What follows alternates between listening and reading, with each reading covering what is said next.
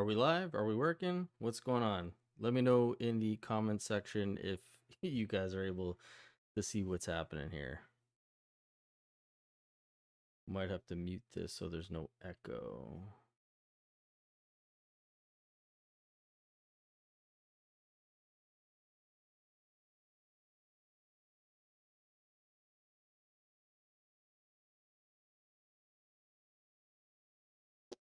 Perfect. All right. How's everyone doing today? It's been a while since we've live streamed, so do forgive me depending on how well this goes, but if you guys need, make sure you have a backup stream loaded up, whether it's Northern Perspectives or even Travis's. I think he's live streaming this. But we'll let some folks get in here. It's good to see some of the regulars like Digger, Liz, Nelson. Bob, the committee is going to start in about 10-15 minutes. I just wanted to turn up the volume. Okay, let me see. How's that? Is that a little bit better?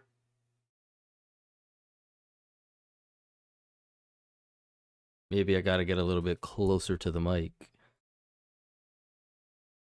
Morning, Pamela.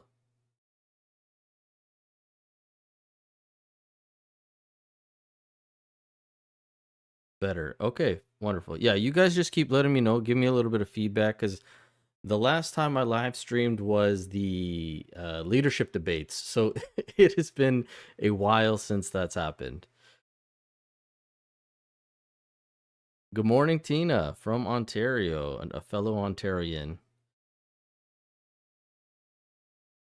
So, yeah, just a quick little rundown. The committee is going to be starting at about 10 to 15 minutes. It starts at 11.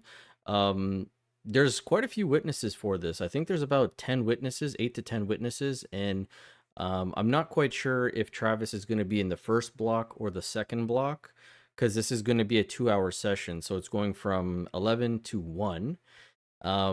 Depending on if he's in the first or the second half will determine on how long the live stream will be. I'm most interested in what Travis has to say, and I assume he's going to be getting majority of the questions.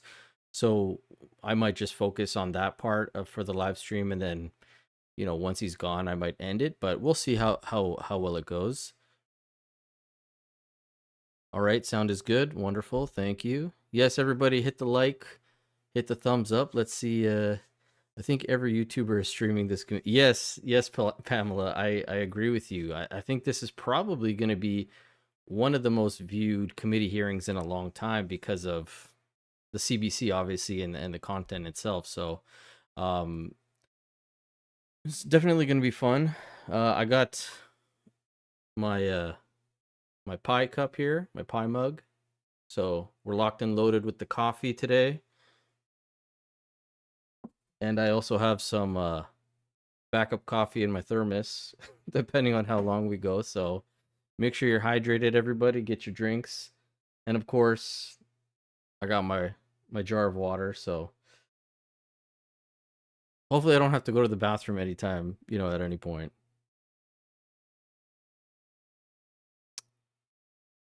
Well, thank you, Perry. I appreciate that. So yeah, some general rules, I guess. Be nice. I don't really anticipate any of you guys being rude to each other or saying anything out of pocket. I don't have a moderator, so I'm pretty much going to be the one kind of checking in and out on the chat. So 6 people haven't hit the like button. Yeah, make sure every single one of you guys hits that like button. That would be greatly appreciated. I'm locked and loaded, Pamela. You know it. I don't know how much interjection I'm going to be having throughout it because normally when I cover committee hearings, I've already seen them. This one's going to be live, so I don't know how much real pausing I'm going to be doing, but you guys let me know. I'm sure if there's something huge that happens, the chat will go off and we can probably talk about it.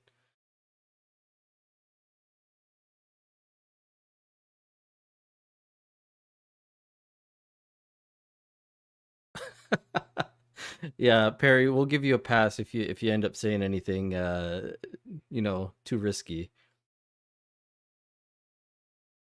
Let's see. We can open up the yeah, see if we right here. Still not available. Obviously, we still have another 8 minutes to go. So, but yeah, as you can see, it's a 2 hour thing. The Committee for Heritage. So,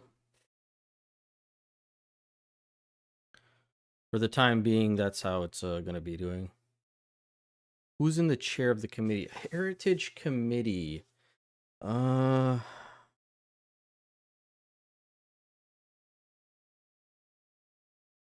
I want to say it's a liberal.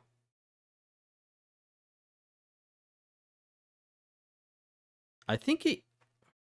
I want to say it used to be Mark Miller, but maybe I'm wrong. It's been a while since I've watched any of the heritage committees.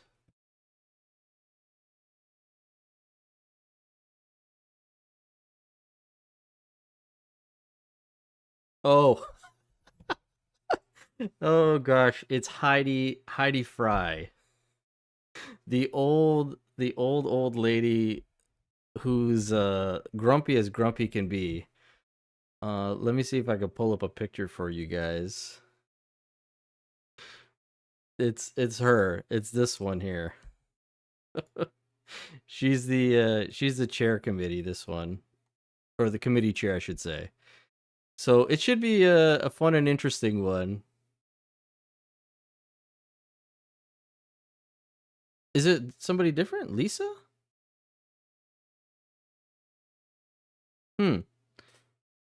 Let me take a look.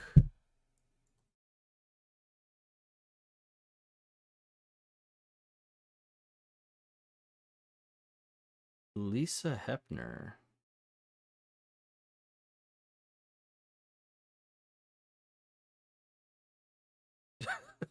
Yeah, she should retire. Morning, Apex. What's going on, buddy?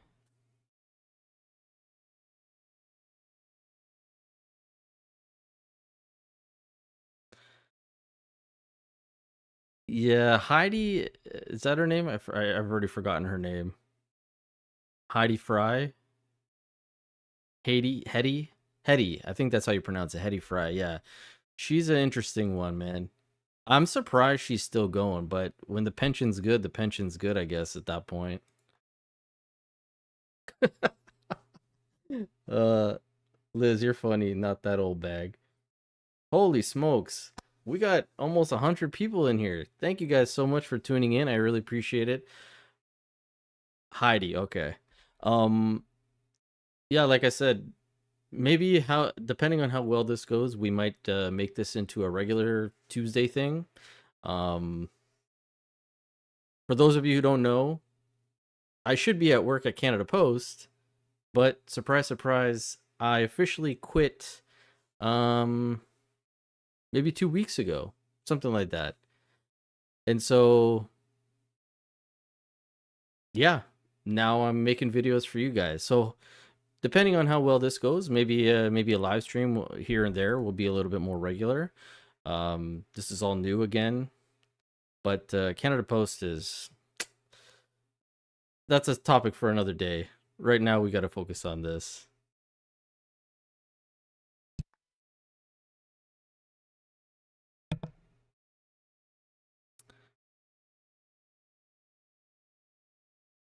Quebec City, nice.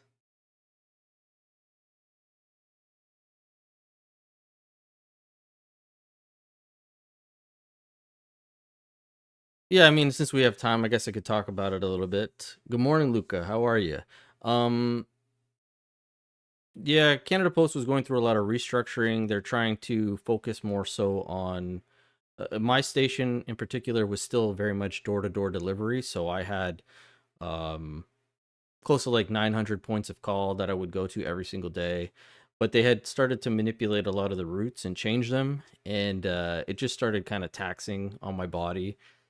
Every morning, my kids would see me and I'd look like a zombie, kind of, or like Frankenstein. And they'd, ask me if I'm doing all right because of just how much pain I was in. And so the weekend was great. I had a little bit of time to recover during the weekend, but yeah, then the week would come back and my body would get back into that zone.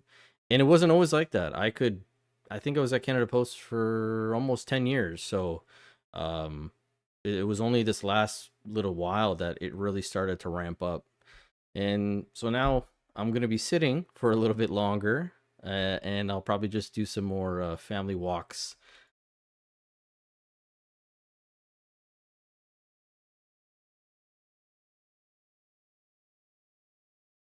Oh, look at this. We got our first super chat. Thank you so much, Jill. I really appreciate that. $5 from Jill saying, "Howdy from the Battlefords. Everyone should be their own employer." Yeah, that would be nice, eh? Um,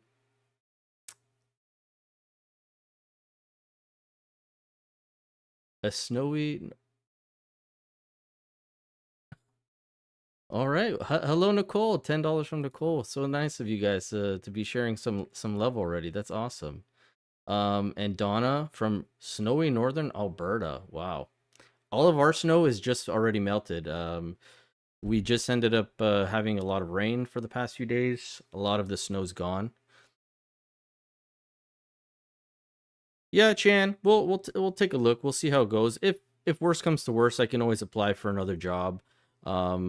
As maybe most of you don't know, outside of Canada Post, I'm also a registered massage therapist. So if I need to go back to that, I can. I left it kind of around COVID times because of all the health restrictions that they were imposing on us. So, all the masking and the washing your hands and the distancing and all that stuff. It was just getting a little bit too much um, when I was doing massage, which is why I switched to Canada Post. And then I kind of got into a flow there.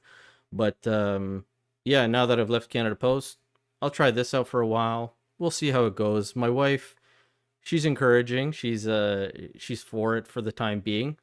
Obviously, the financial aspect will be a key factor in it all, but I'm not worried. Life is too short to be so concerned. But yeah.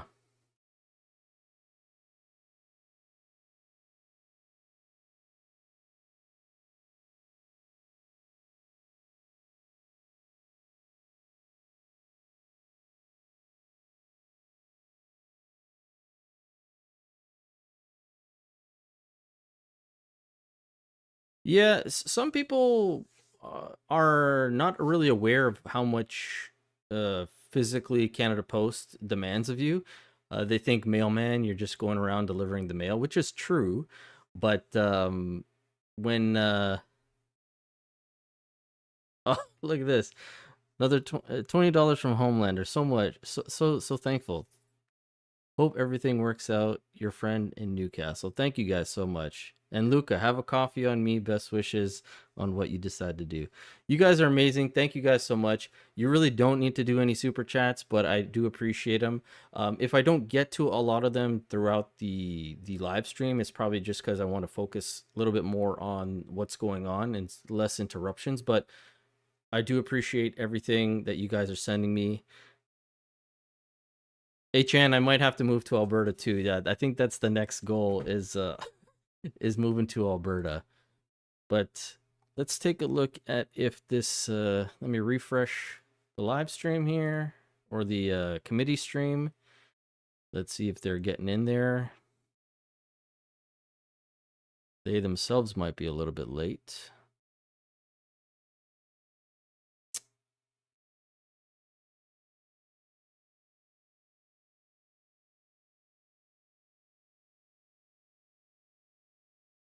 Well, thank you, Deb. I appreciate that. From snowy Saskatchewan.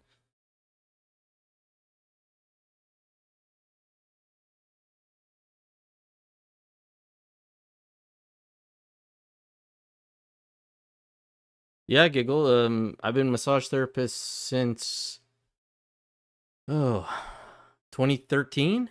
So it's been it's been quite a few years that I've been doing massage. Obviously, the latter half since the COVID era, it's been a lot more private and personal type stuff. Not so much at like a clinic or a spa like I was at, but yeah, since 2013. So, whew.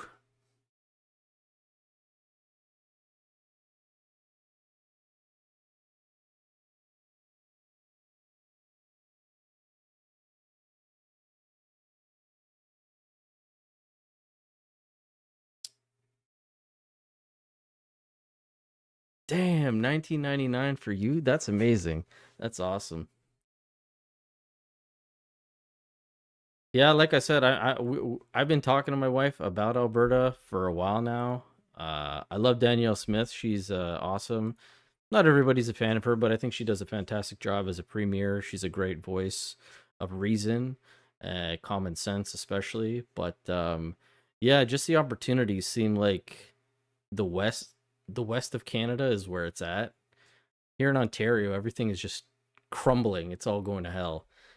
I do apologize. I know it's 11:02, but it looks like this stream is still not up and running yet. We can see here. I got the little chat down here too. Approve mighty. Yeah. Oh, it looks like the chat down below might be a little bit delayed, but let me hit the refresh. Let's see if that maybe helps it.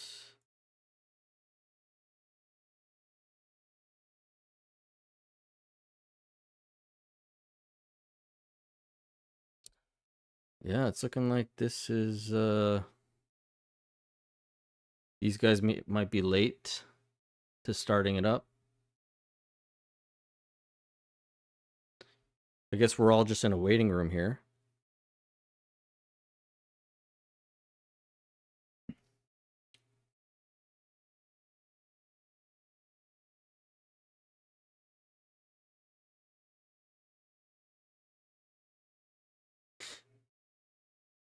I love that comment, Liz, the elbows up thing.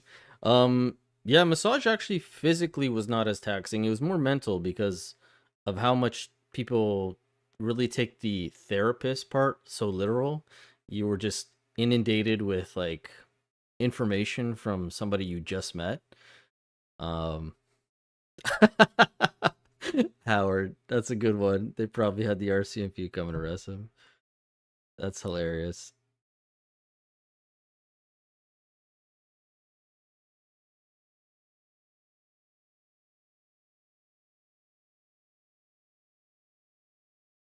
Yeah, Nelson, I'm actually booking a massage probably sometime this week. I usually try to get my wife to do it, even though she's not a therapist, but I try to like walk her through like, you know, push here, push there, this kind of thing. But obviously, oh, if you guys don't know, she's pregnant, so it's not as easy. So our third child is now on the way as well. So there's a lot going on in my life right now in terms of changes and exciting new information. But yeah, that's the joy of life. You never know what's gonna come your way. Yeah, this is very strange that this is still not up and running. Let me check.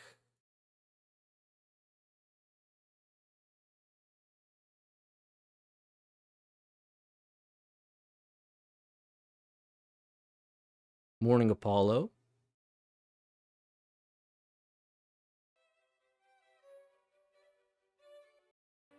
Okay, I'm on another live stream. How is the sound here? Mr. Speaker, the minister has tried to paint this picture of listening to faith communities and making adjustments. But the objective reality is that not a single faith community or organization has changed in its opposition to the removal of the religious defense. Nelson, you're in the hilarious. last 4 months. He cannot point to a single organization that has changed its position. It's low? In Okay. response to this fake attempt to adjust this. In fact, over 350 different Muslim What organizations about have now? signed a letter underlining their continuing opposition to this. Christian leaders continue to be opposed to this. The Orthodox Jewish community continues to be opposed to what the government is doing in this regard. Will the minister tell the truth about what he's hearing from stakeholders, namely that not a single faith organization has changed their position in response to this fake consultation? The Honourable Minister of Justice. There's an interesting trick in debate that the member just used to hide the fact that there are, in fact, supporters for this bill. There are religious communities who have actually supported. All right, let me check.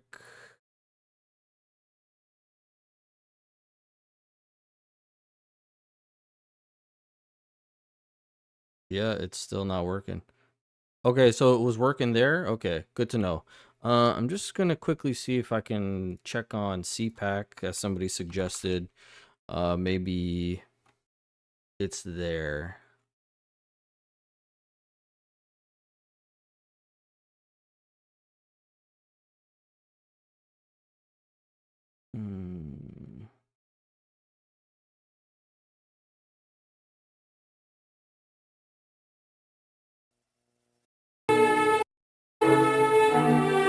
Oof, that might be too loud.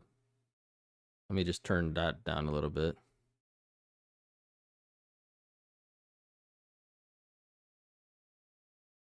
Yeah, it was on Parlez-Vous. I'm gonna check again. Let's see if it's up now.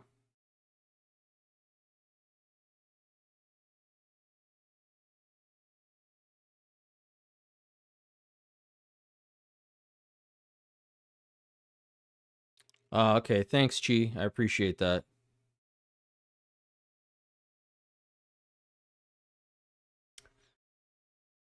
Now, I'm sure most of you know why we're here. If you don't, quick little catch up, I guess.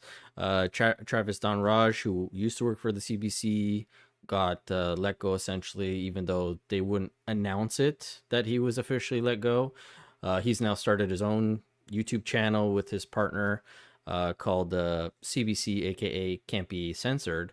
And now he's being called to Parliament, where he's actually going to probably name some people, because I think he's going to have parliamentary privilege to protect them from the lawsuit that's going on right now. So that's what we're all going to be tuning in today.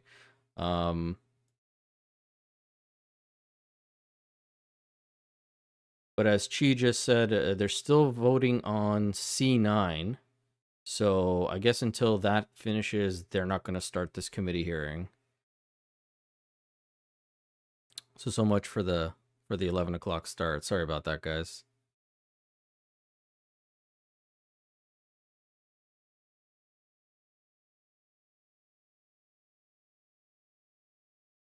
Canadian Crusader, all of the live streams say delayed 20 minutes now. Okay. Cynthia. Yeah, Travis's channel is streaming it. I know I'm streaming it, Northern is streaming it, Travis's channel is streaming it, and I think Elevate's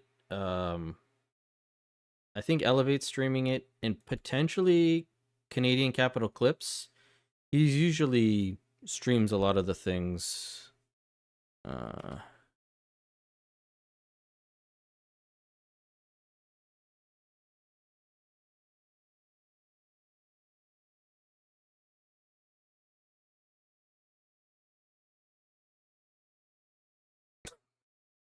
Who's Travis?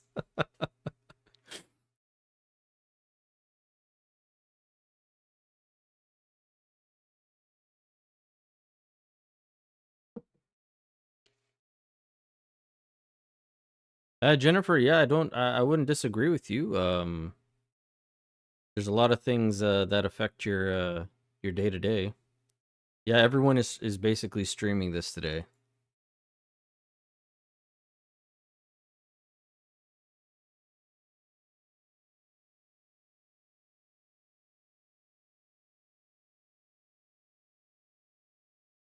Yeah, so as you guys can see here, still 14 minutes and 45 seconds for the vote to happen and all that stuff. So I'm guessing until this stuff is done,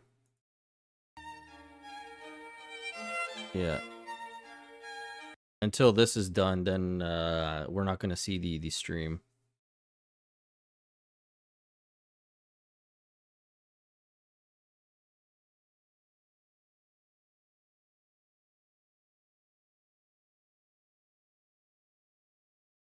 Morning, Maria. Good to see folks from Saskatchewan here. Where's majority of the? You know, I have the analytics from time to time on my for my YouTube here, but it just kind of says on Canada or the U.S. or other places of the world. Where are most of you guys tuning in from this morning?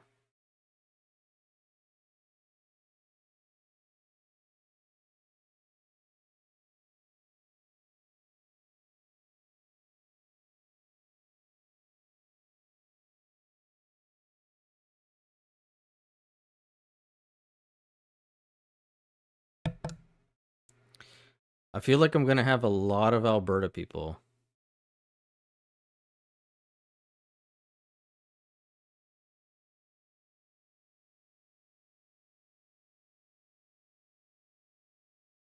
Oh wow, a lot of Ontario people too. That's awesome. Alberta, Sudbury, Calgary, Saska. Okay. PEI. Welcome next. And I appreciate that, Jennifer. Thank you. That's some. I think that's probably one of the number one comments I see a lot of the time is how much people, I guess, like the way I present in my videos. I'm not overly, I guess, animated, or I don't really scream too much or get very angry. I'm very level-headed and calm. I don't know if that's a good thing or a bad thing, but yeah, sometimes I feel like I could be a little bit more lively, but I just don't have it in me. I don't know. We got New Brunswick, Alberta, Saskatchewan, Ontario, BC, St. John. From the Republic of Alberta. Nice.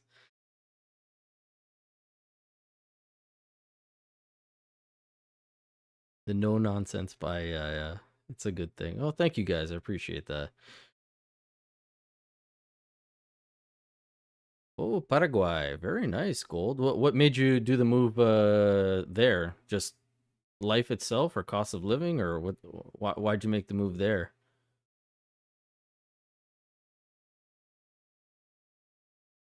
Thank you, Jill. I appreciate that. Oh, we got some people from Quebec, Nova Scotia.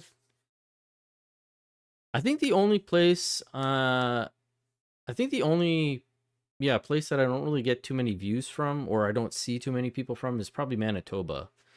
Um and the only content creator that I know that's in Manitoba I think is Jasmine. I think Jasmine's Manitoba. Majority of the other content creators are West in like BC and Alberta. You have Josh who's in the East End. Um and I guess Josh and Reg, you can put them together. And then Northern and me are both Ontario. I'm not sure where Canadian Capital Clips is from.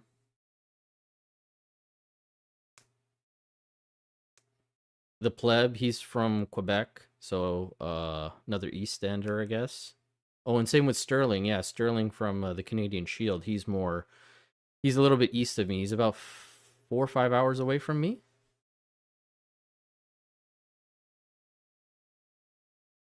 Yeah, thanks, Sean. I appreciate that. Sorry, I switched screens. I have the vote here. I didn't think that you guys just wanted to watch the timer, so I changed it. But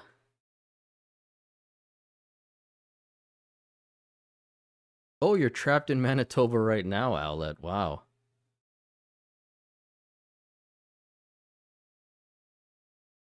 Wayne, I'm curious. How old do you think I am? Because you just I just saw you said we're still a young family. Maybe comparative to how old you are. I'm not sure how old you are, but I'm curious. How old does the chat think I am? Because this is an interesting one. Oh, Bakes on Things is from Ontario too? Oh, nice. Yeah, he's been doing pretty well. He's been pushing out quite a lot of videos lately. He does some good thing.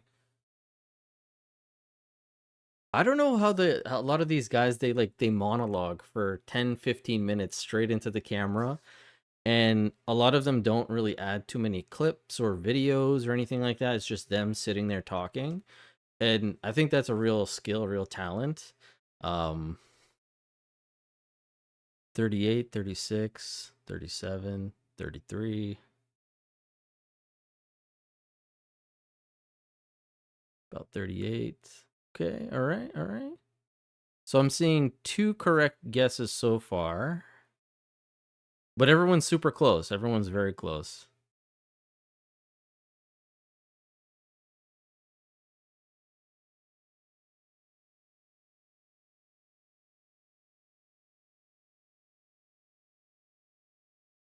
Yeah, Peter, I'm kind of on the same fence as you, or same side as you about the pleb. Nothing really too much against the guy. He's had some interesting takes lately, and then after the whole Tumblr Ridge thing, that really kind of put a sour taste in my mouth about it. But I don't know. To each their own. Oh, Moose on the Loose is fantastic. I watch him every day. Actually, today I didn't watch him because I slept in since I knew it was going to be live streaming. I didn't actually put out a video yesterday or make a video. But yeah, I watch David's stuff every day. That guy needs to sleep. there, there are days when I see his video and I'm just like, whew. You could tell that he's been up doing his research or doing his videos or whatever, but always quality stuff. Oh, sorry, cowgirl. Okay, yeah, I'll tell you. I'm 37, yes. So there was two, Diana and three. Diana, who else guessed 37 here? Chris and Maria. You guys all got it correct.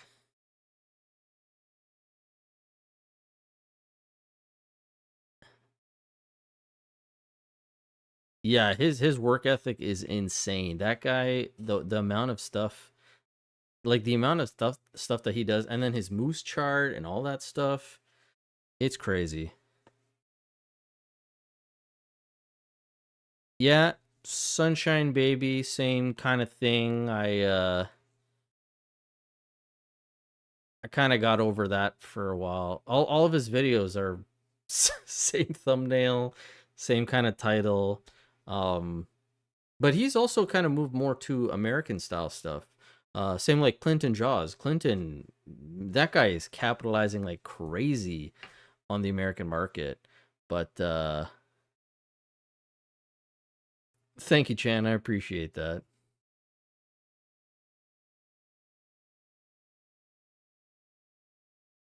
Yeah, like if you tried to print out the moose chart, you could easily frame each section of it, make it into a giant installation, put it on the wall behind you.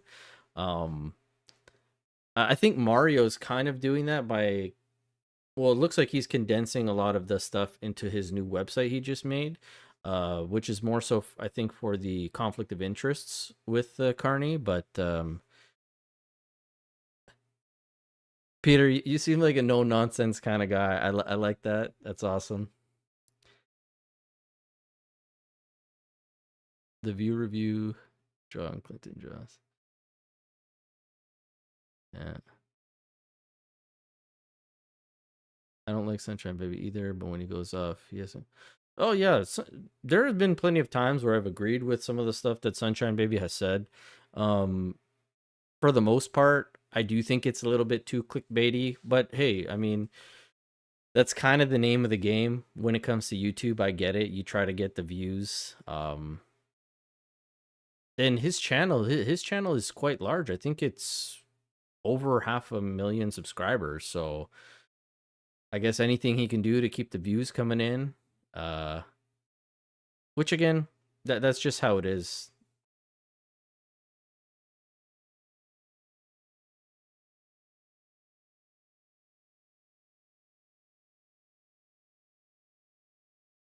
That's cool gold. That's nice. I assumed the weather in Paraguay is very nice, and like just the living in general is nice too. Outside of that.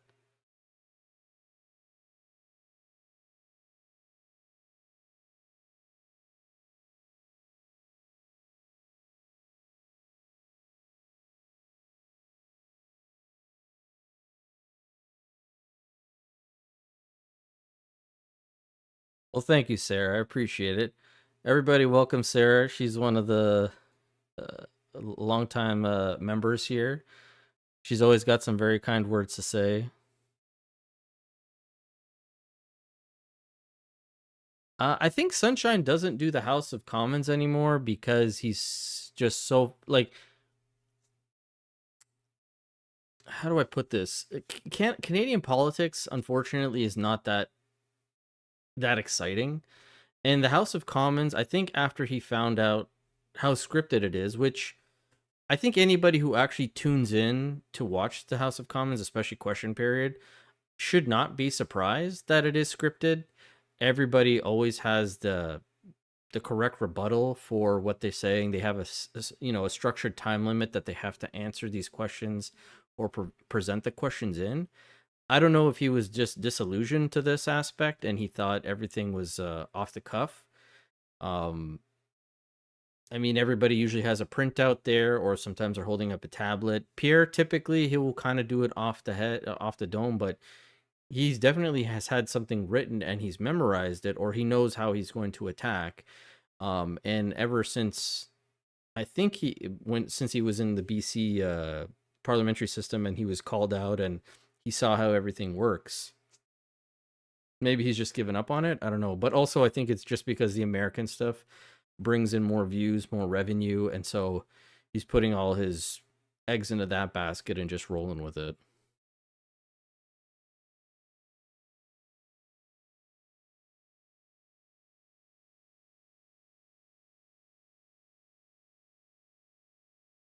Jennifer, thank you for saying this guy's garage. He does fantastic jobs, especially with the committee hearings. He does a great job of cutting down all the noise and all the nonsense and just showing you kind of what you need to say or see. So yeah, good shout out on him. He does great work. Fringe pumps out a lot of content. He's heavily Alberta based or like Alberta focused. So I don't absorb too much of his content anymore. Ever since the whole independent movement started, he focuses a lot on that. Another guy that I just found was PJ the Belt. I think he's also an Alberta guy. John Bolton, another Alberta guy. Like, there's a lot of good Canadian content creators that I would say are on the platform, but a lot of them deal with the Western Canada issues, which to me it doesn't totally affect me the same way as it's affecting them. So sometimes it's interesting, sometimes it's not.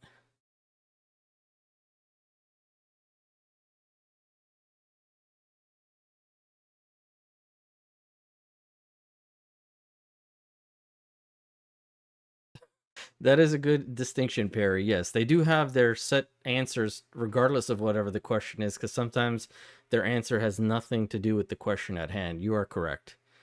You are correct.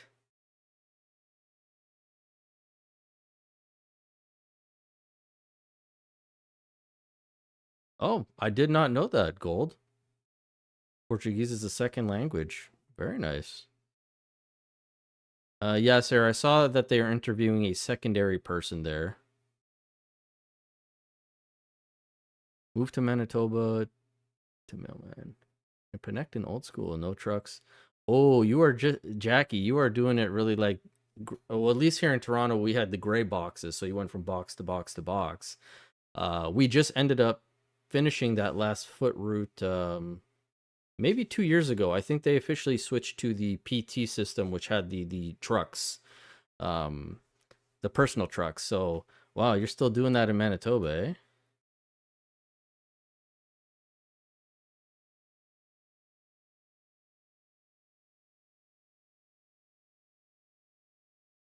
Okay, guys, you heard it here. Jabba says that Sunshine Baby will flip to a liberal.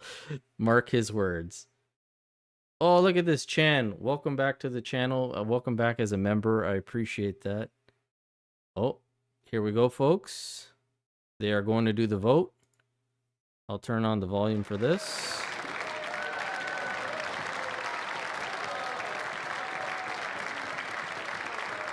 Luca, you're right. Alberta dad, yeah.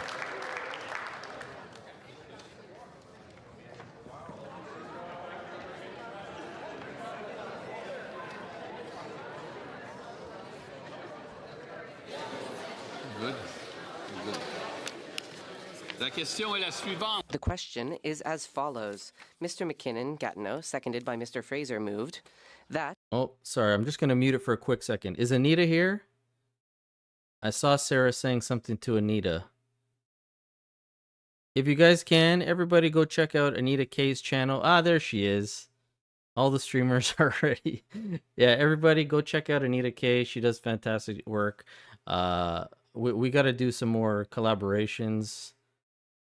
But yeah, all right, let's get back to it.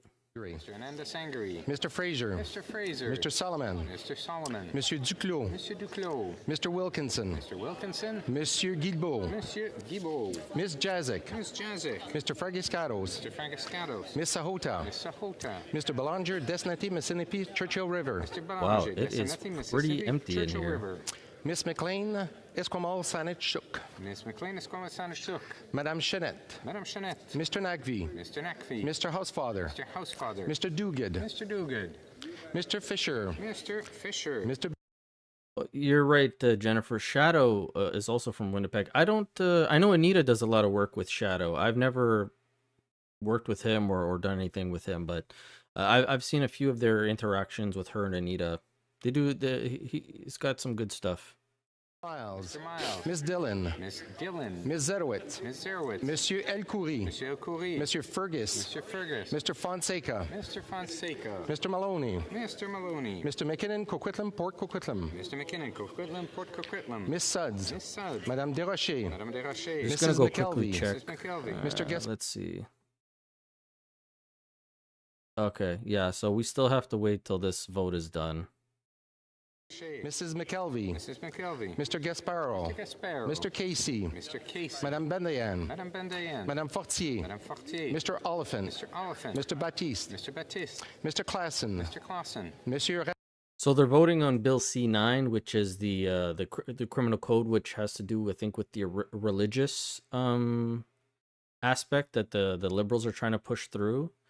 So yeah, they're voting on Bill C9, Pamela. That's correct. Oh, Jill, Clyde. I never really watched Clyde. I know he's an American Canadian, Canadian American, whatever. He's got I think the dual citizenship, but he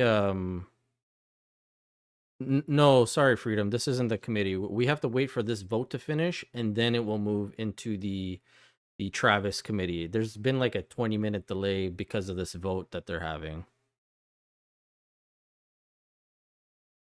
Miss Norton. Miss Nathan. Monsieur Tumba. Monsieur Tumba. Miss O'Rourke. Miss O'Rourke. Mr. Rana. Mr. Rana. Mr. Saini. Mr. Saini. Mr. Sawatsky. Mr. Sawatsky. Miss Sodi. Miss Sodi. Mr. St. Pierre. Mr. St. Pierre. Miss Tesser Dirksen. Miss Tesser Dirksen. Monsieur Villeneuve. Monsieur Villeneuve. Monsieur Watchorn. Monsieur Watchorn. Monsieur Simard. Monsieur Simard. Monsieur Champoux. Monsieur Champoux. Monsieur Perron. Monsieur Perron. Monsieur Sainte-Marie. Monsieur Sainte-Marie. Monsieur Beaulieu. Monsieur Beaulieu. Monsieur Barcelou-Duval. Monsieur Barcelot Duval. Que tous ceux qui s'opposent All those opposed to the motion will please rise. Schmale. Mr. Schmale. Mr. Bazan. Mr. Bazan. Mrs. Block. Mrs. Block. Monsieur Deltel. Monsieur Deltel. Mrs. Stubbs. Mrs. Stubbs. See, Mr. Moore. the problem with this is even after we watch this, I think they still have to go to the digital voting or the mobile voting, whatever. And that is another like 10-minute thing. So it's going to be a while before we actually get to this committee hearing, unfortunately. Mr. Baldinelli. Mr. Baldinelli. Mr. Davidson. Mr. Davidson. Mr. Malillo. Mr. Malillo. Mr. Calkins. Mr. Calkins. Mr. Muse. Mr. Muse. Mr. Waugh. Mr. Waugh. Mr. Ho. Mr. Ho. Mrs. Falk, Battleford, Lloydminster, Meadow Lake. Mrs. Falk, Battleford, Lloydminster, Meadow Lake. Mrs. Goodridge. Mrs. Goodridge. Mr. Bragdon. Mr. Bragdon. How's the volume, Mrs. guys? Gallant. Is it okay? Mrs. Gallant. Mr. Vierson. Mr. Vierson. Mr. Diot. Mr. Diot. Mr. Falk Provencher. Mr. Falk Provencher. Mr. Epp. Mr. Epp.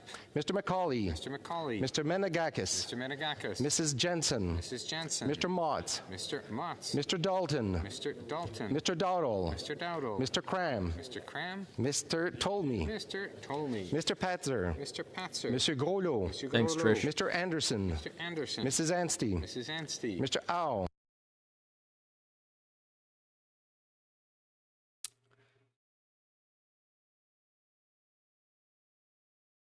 Okay.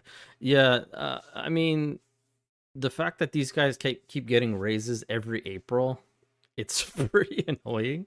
There was the one conservative who said that he would give up his, I think it's a $10,000 hike, but none of the other conservatives, from what I've seen, have also been in agreement with that.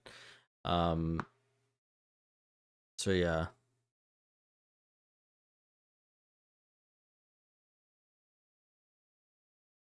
No, I think the Bloc are about to vote. Although I don't see. Okay, so we got the Green Party. Oh wow, maybe the Bloc isn't here. I didn't see them at all. Resuming its proceedings.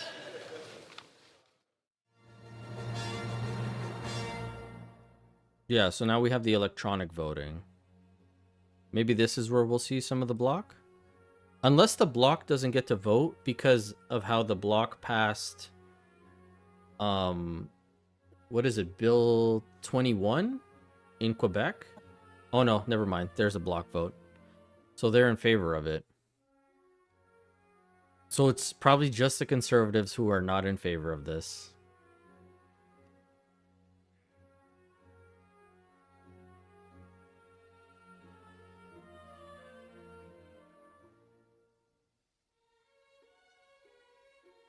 Yep, Sheer, Bloc is in favor, okay.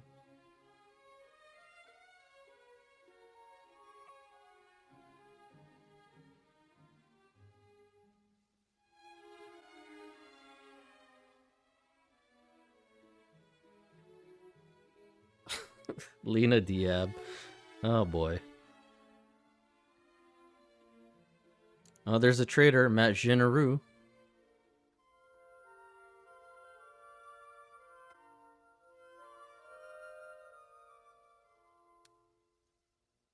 Oh, wow. NDP says no.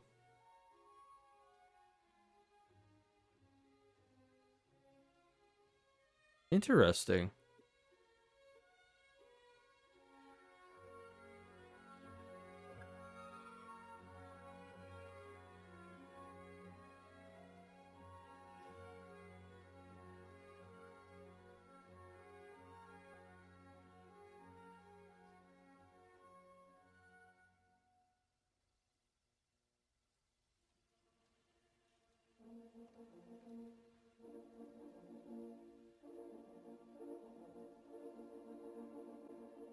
You know, I find it to be such a shame that, like, majority of us have no idea who half these people are. Like, you only see the set few that you're always aware of. And some of these guys, yes, they are backbenchers, whatever, but I feel like even back in the day, you would at least know majority of what the party was.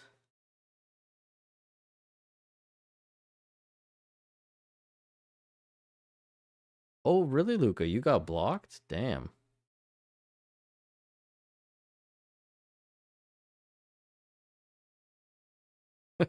Donna, Greenie May. I'm surprised that May keeps getting voted by that one specific little section in BC there.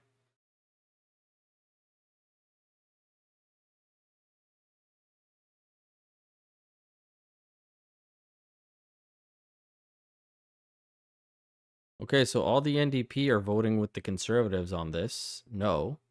But I don't think that's going to be enough since they have the block with them.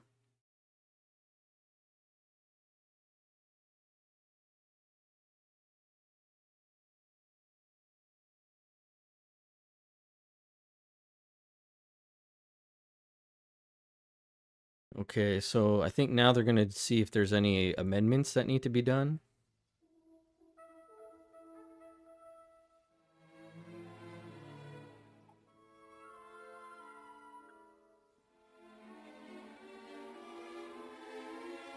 This has been a very interesting stream so far, guys. I really appreciate you guys taking the time to chill out here with me. Sorry it has been the way it is, but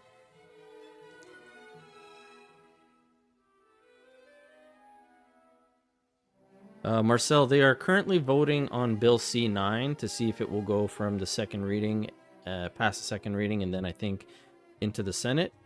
And right now they're doing the electronic voting.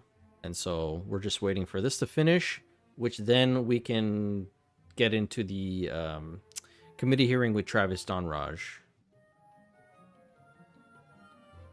Another $5 from Jilly. Lizzie May, drunk hippie grandma. Yeah. Voting doesn't work in Canada. We need to have a proper system. Yeah, true.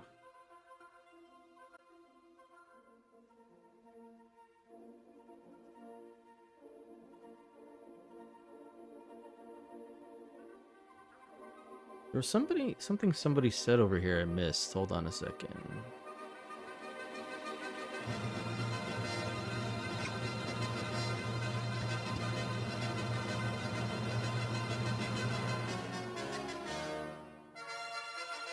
I actually like this guy from the block.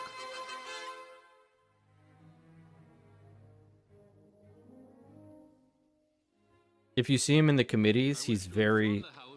The electronic voting period has ended. If members were not able to vote due to technical difficulties, they may now use the raise hand function and the chair will recognize them. Mr. Kibble.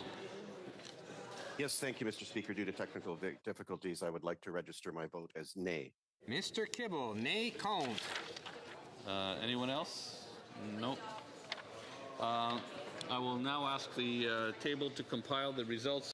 Liz, you are a sweetheart. I was legitimately just looking at it and I saw that we almost had 200 people in the chat, which is amazing. If you guys could hit the like button, hit the subscribe, hit the share, whatever you guys can do. You guys are amazing. Thank you again so much for being here. I really do appreciate it. Government orders, government business number 6, resuming debate on a motion governing proceedings on Bill C9, an act to amend the criminal code, hate propaganda, hate crime, and access to religious and cultural places. We'll maybe wait for a minute while members leave quietly, please, and quickly. And then we will go to the member for York Centre, who has 5 minutes remaining in debate.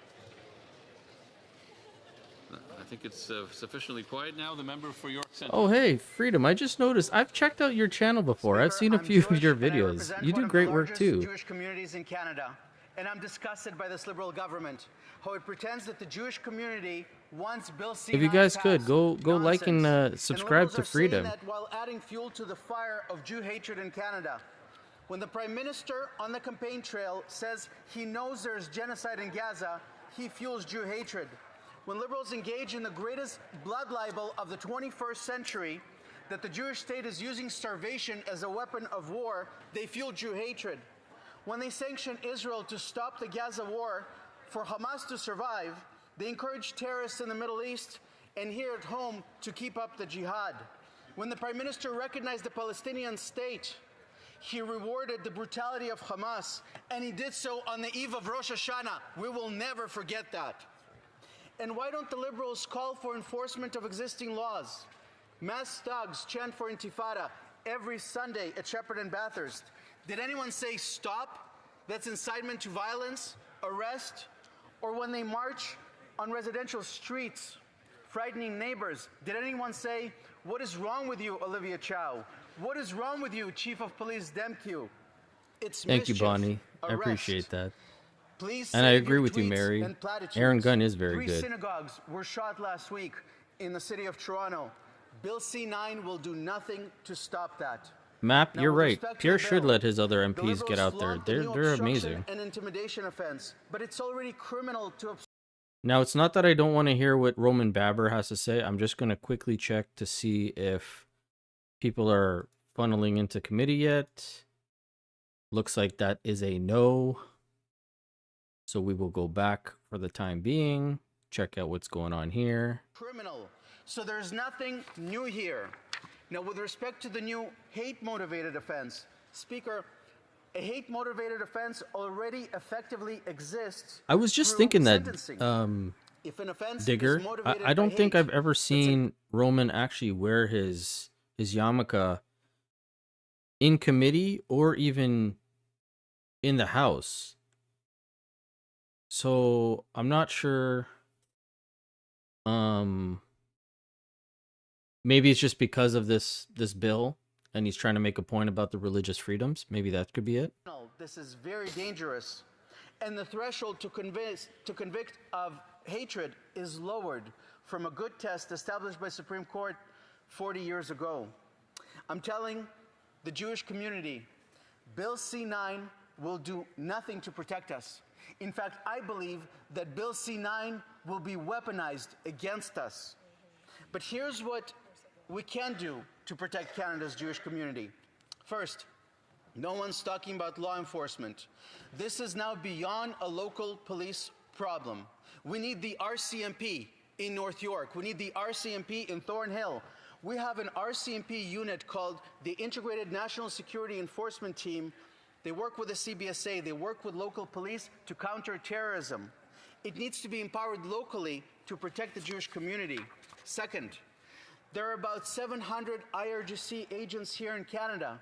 And according to Global News, there's 450 members linked to Hamas. Why are the Liberals allowing this? Yeah, I know Let's he's talked about investigate his these networks him and being expel Jewish these many individuals times from before, but Canada. I don't recall And him third, ever seeing him wearing put his political pressure on kippah. mayors and police to stop the Jew hatred on our streets that is already criminal. Stop the calls for intifada. It's incitement to violence, and it's already illegal and criminalized in the UK. And the intimidation of Jewish-owned businesses. Conservatives will defend the Jewish community, but Bill C-9 is a Trojan horse to limit free speech. The thing I would say, Lainey and Maria, about Aaron is I love his documentaries.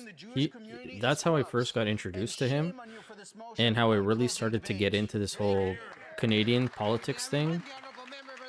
I did not put forth any motion. That shame on you is not actually admissible. The Honourable Secretary of State. You hear that? Thank you, Madam Speaker. I'll be splitting my time with the member from Dorval, Lachine, LaSalle. Oh, sorry. Terribly sorry. The Secretary of State. Questions and comments? No? Oh. Yeah, Secretary of State. Thank you, Madam Speaker. That was a very interesting speech. I met with several synagogues over this last week, especially the ones that were affected by the shootings in Toronto, and the Toronto Islamic Center that has been threatened with a similar mass shooting as we saw in New Zealand. Horrific incidents that we are seeing of hate across our country. It seems like the member is saying, do something now, but don't do anything. Don't put this bill forward. We don't want tweets, but yet just pressure the mayors, so therefore just tweet. It's a very contradictory type of message without a law to stop hate and terrorism and symbols of hate. Oh wow, Liz, I just saw your message. Sorry about that. According to 1990 Alberta lawsuit, judge says MPs don't have to legally I don't know what represent the you. Secretary of State is talking about. I What was the at the press heck? conference at Sha'arei Shamayim 3 days ago next to the public safety minister who wasn't able to say anything. And with respect to concrete solutions, if she listened to my speech, I proposed 3 concrete solutions at the very least. Number 1, get the RCMP involved. We have a special unit within the RCMP to deal with this. This is now beyond local police. Number 2, we have 700 IRGC connected individuals in Canada. maybe 450 individuals connected to Hamas, according to Global News. How about we investigate those networks and expel those individuals? And number 3, why don't you do something and call for law enforcement of existing laws? It's illegal. Yeah, we already to call have for a lot incitement of to these violence. laws It's illegal to call for intifada, which is a that violent deal with revolt, this. and it's illegal to intimidate Jewish businesses. So do something about it. Can I remind the honourable member to speak through the chair? I cannot do anything about it. Questions et commentaires? Questions and comments, the honourable member for Regina Lavon. I mean, the Liberal was looking at him the whole time she was For his talking. passionate speech about laws that are already on the books. And I think that's the comment that we've heard a lot from this side. And we just heard the Minister of Justice speak about why he brought enclosure. Everything he talked about are already laws Liz, you're on hilarious. the books, Madam Speaker. So my question to my colleague, my learned colleague, is if these laws are already on the books and we're seeing this hate grow in Canada. Sorry, guys. Not that I don't want to hear more about this, but it looks like the committee is starting up. Here we go. Alrighty. Everybody, get your pencils and papers. Get your notebooks ready.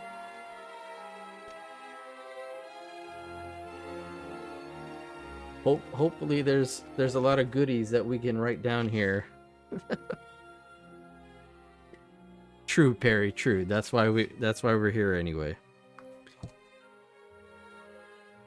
Welcome to meeting number 26 of the Standing So you Committee guys are on right. It is Canadian Lisa that's going to Heritage. be I would running ask the. all in-person participants to please read the guidelines written on the updated cards on your table, measures that are in place to help prevent feedback incidents and protect the health and safety of all participants, including and especially our interpreters. There is a QR code on that card that links to a short awareness video if you need more information. So I'm going to Pursuant start. to the routine motion adopted Okay, by this guys. committee, I can confirm that all the witnesses have completed the required connection tests in advance of this meeting. Please wait until I recognize you by name before you speak, and all comments should be through the chair.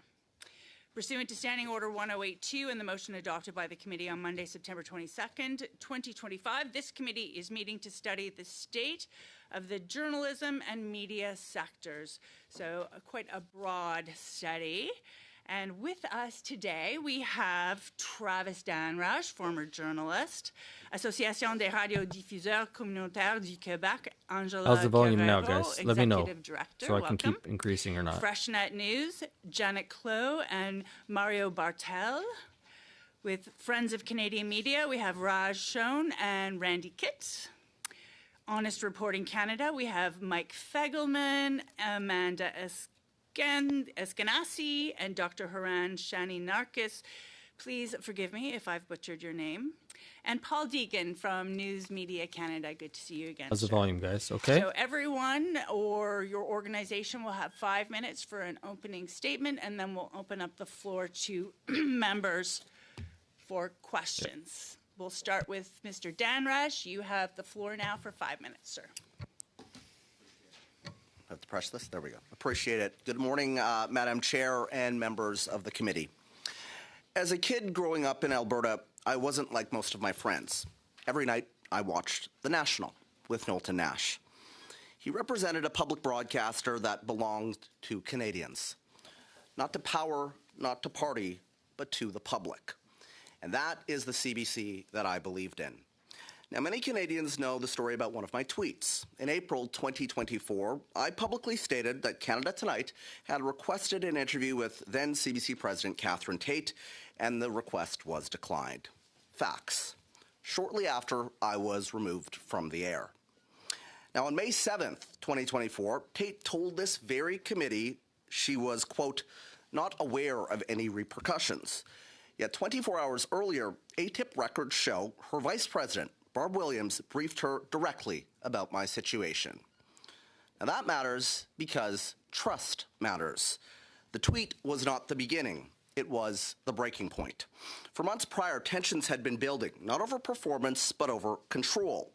While I was publicly held up as a bold, diverse host, my ability to lead the very program carrying my face and name was quietly being stripped away.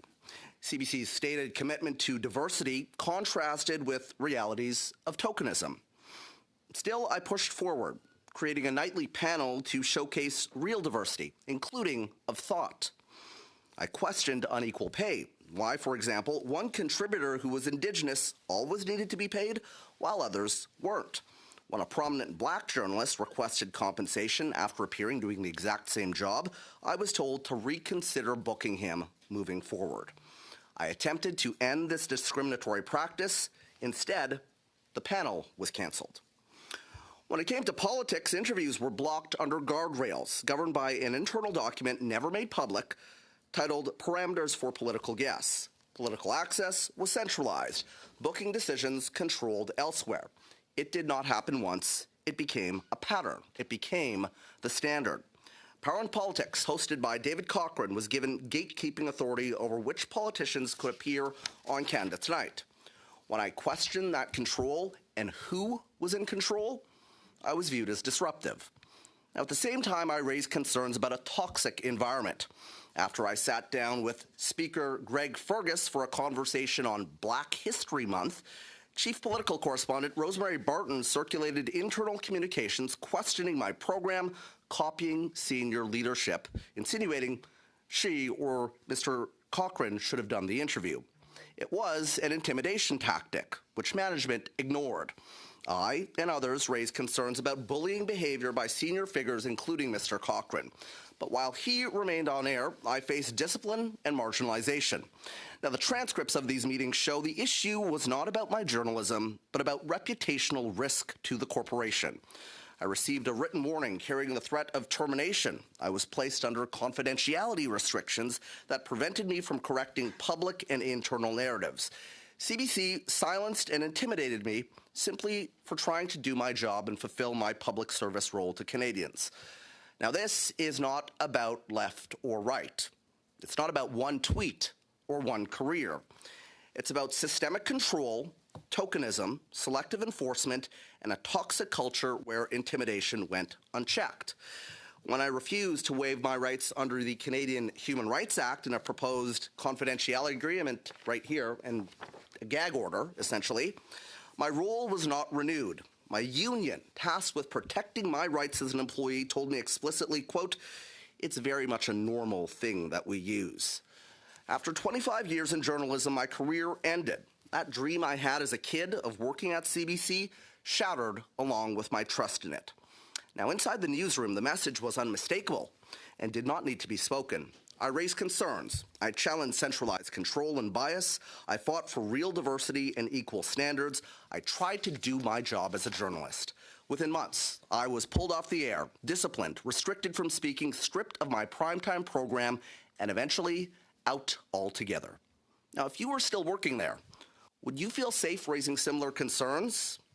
This is how silence becomes culture. It's how whistleblowers are intimidated. Public institutions do not weaken from scrutiny. They weaken when they avoid it. The CBC that I believed in was strong enough to withstand accountability. If it is to endure as a public broadcaster worthy of Canadians' trust and over $1.4 billion of their money, it must be strong enough to withstand it again. Accountability is not destruction, it is survival. Thank you for your time. Thank you. And next we go to Angelica Carrera for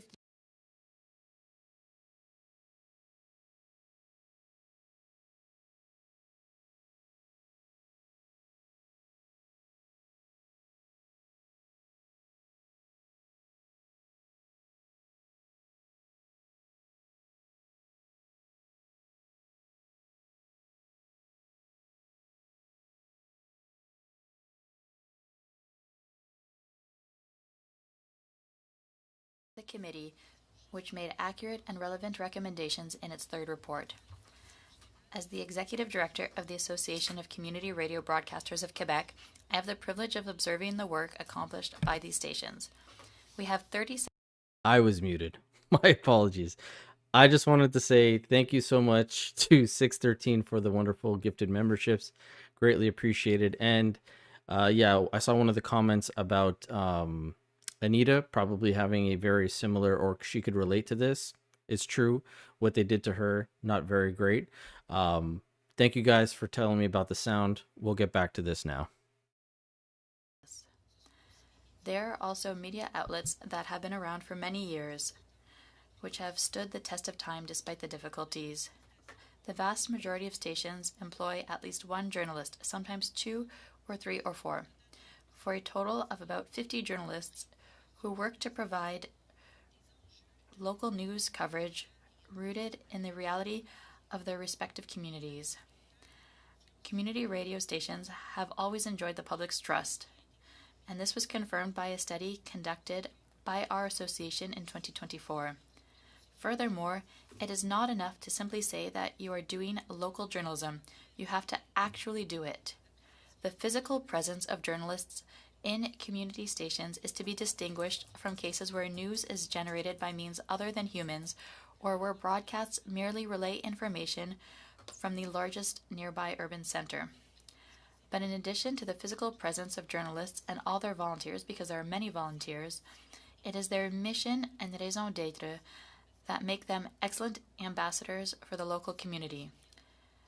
Their mission is to serve the community in which they are rooted. In fact, it is the community that creates and manages the radio station that has the community's interests at heart.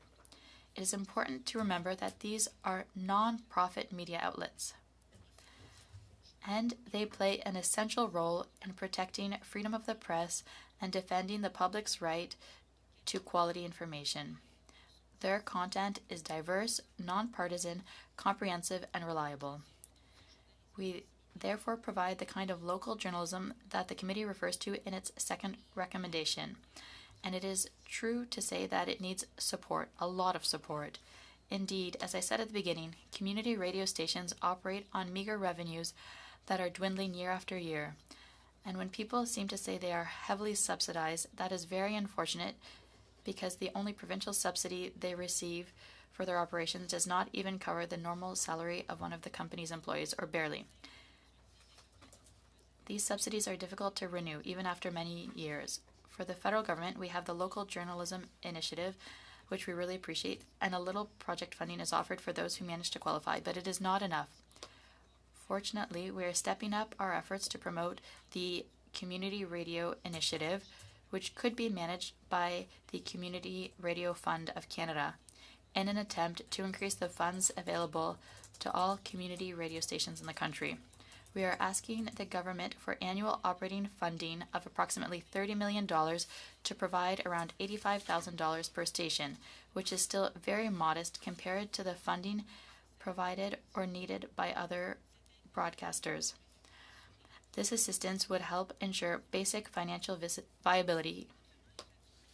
Otherwise, radio stations must rely on advertising revenue to try to make up for this shortfall. But as several experts have already pointed out, this advertising revenue has clearly shifted to foreign platforms, which are gobbling up almost everything. This is not new. Canadian government money is being used to grow the financial assets of large American companies, multinationals. This goes against the buy local policy promoted by this same government. I would also like to highlight the work we are doing along with our two sister associations, the NCRA, the National Campus and Community Radio Association, and the Alliance of Community Radio Broadcasters of Canada, to try to issue a clear directive on local advertising. A specific portion would be systematically allocated to community advertising. Together, our three associations represent independent, non-profit community radio stations across Canada. We believe that this directive would encourage governments to allocate more of the funds that are already there but used elsewhere to local media. It is a reallocation of existing funds. It's not a new request. But above all, we believe that advertising broadcast in this way would have a much greater and more lasting impact on Canadians. As the Government of Canada continues to invest in public communications to raise awareness of its programs and services, it is increasingly important to ensure that these messages are delivered through channels that truly reach the intended audiences. Guys, I boosted it just a rather little than bit through more. digital Is it giants too that loud have or is no it roots okay? or support in Canada. Advertising that does not take into account geographic, linguistic, or digital barriers risks leaving some communities confused and misinformed. In short, the general idea is to help the government fulfill its mission of informing the country's entire population and having a more significant impact on it. Thank you very much. Thank you. Clo and Mario Bartel from FreshNet News. Collectively, you have quiet. 5 minutes. I'm not sure how you wanted to share that. Thank you for the opportunity to speak at this committee. My name is Mario Bartel. And my name is Janice Clue. And along with Teresa McManus and Cornelia Naylor, we are the co-founders of Freshet News, the first nonprofit news cooperative in Western Canada that's union supported. We are veteran community news reporters, editors, paginators, I'm a bit too loud. with more than Okay. 100 years of combined experience covering New Westminster, Burnaby, and the Tri-Cities in British Columbia, Okay. approximately 600,000 people outside of the city of Vancouver. Last April, Glacier Media, now called Lodestar Media, closed our 3 online publications, the New Westminster Record, Burnaby Now, and Tri-City News, in the middle of the federal election. It meant we couldn't cover the all-candidates meetings, our candidates couldn't get their messaging out, and our readers were lost about who to vote for. This is dangerous to democracy. When I originally landed at the Tri-City News in 1991, virtually every community in the Lower Mainland was served by at least 2 local papers. Consolidation and closures winnowed that down to 1 in most communities by 2015. Then, in August 2023, the same month our Meta social media shut down, Glacier Media stopped printing our newspapers altogether. The company said online was the only way forward. It wasn't. Less than 2 years later, 5 rapidly growing cities and 2 villages immediately east of Vancouver were left with little or no local news source.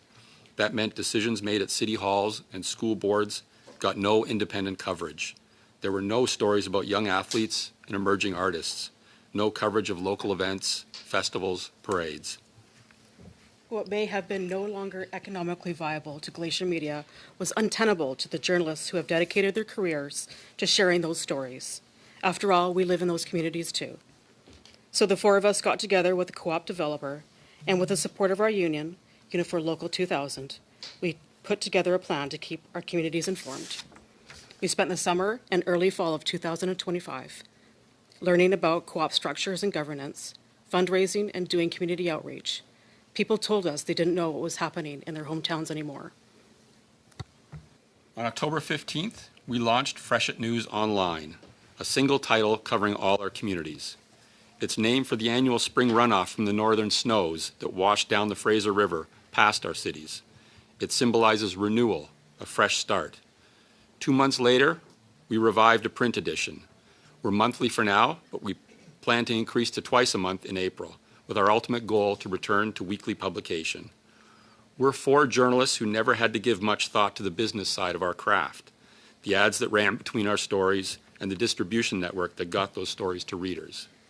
The learning curve has been steep, but our journalism skill set has made us adept to changing gears when needed. The communities are responding. Our website traffic grows every week, as do subscriptions to our weekly email newsletter. Advertisers are eager to get into our newspaper, and readers are scooping up the newspapers, 20,000 of them, from our distribution points at city halls, community and cultural recreation hubs, grocery stores, coffee shops, and barber shops, senior residences. We even get calls to replenish. We truly feel our model of nonprofit, locally rooted journalism that's accountable to the communities we serve is a way forward as corporate media gives up. But what we're doing is not new. In fact, across the United States, as corporate media abandons communities due to lack of profits, reporter-led news organizations and collectives are filling the gap. Still, supports are lacking for journalism startups in Canada.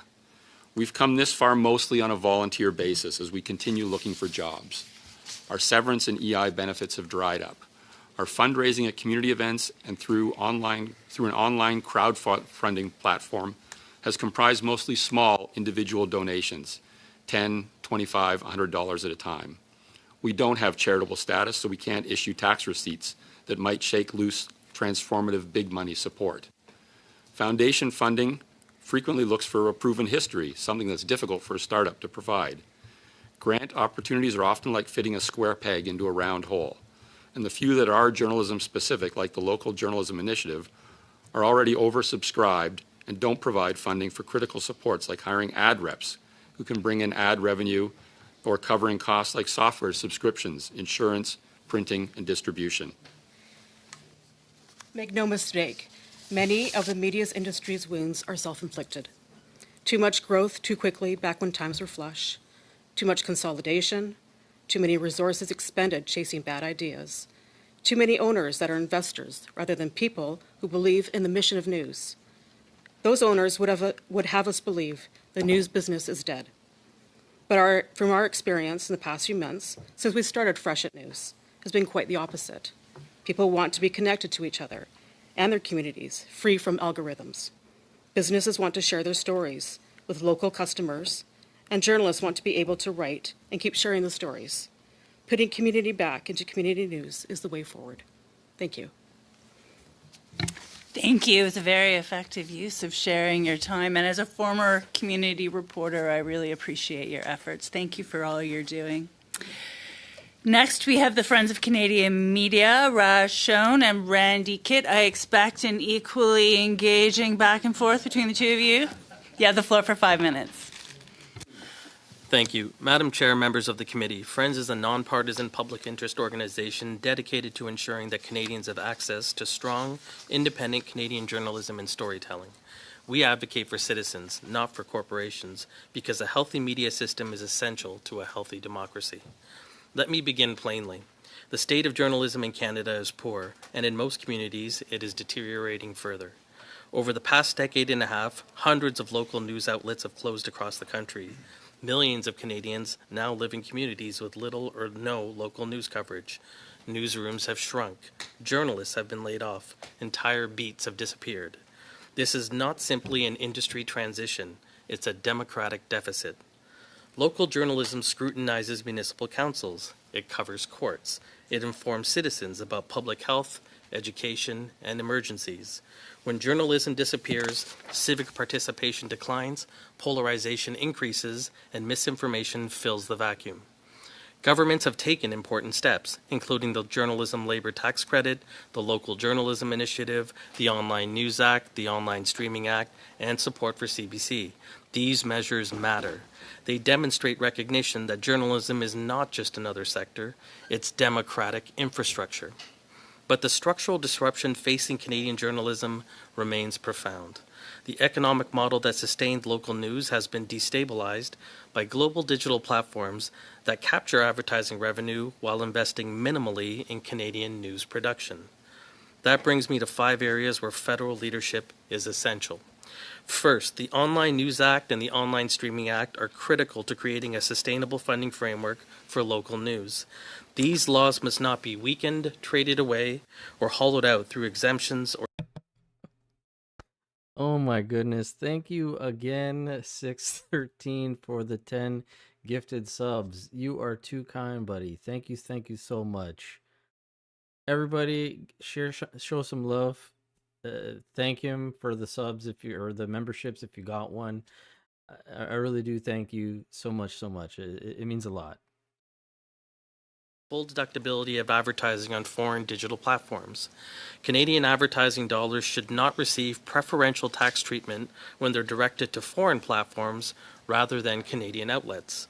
Fourth, the federal government should commit to directing at least 25% of its advertising budget to trusted domestic news organizations, both publishers and broadcasters, big and small. This would strengthen local journalism while ensuring Canadians receive critical public information through reliable channels. Fifth, Canadian news creators must be protected from having their content used by artificial intelligence companies without permission or compensation. Copyright protections, licensing frameworks, and transparency requirements must ensure journalism is not harvested without value flowing back to those who produce it. Finally, a vibrant CBC is part of a strong ecosystem, alongside successful private and independent media.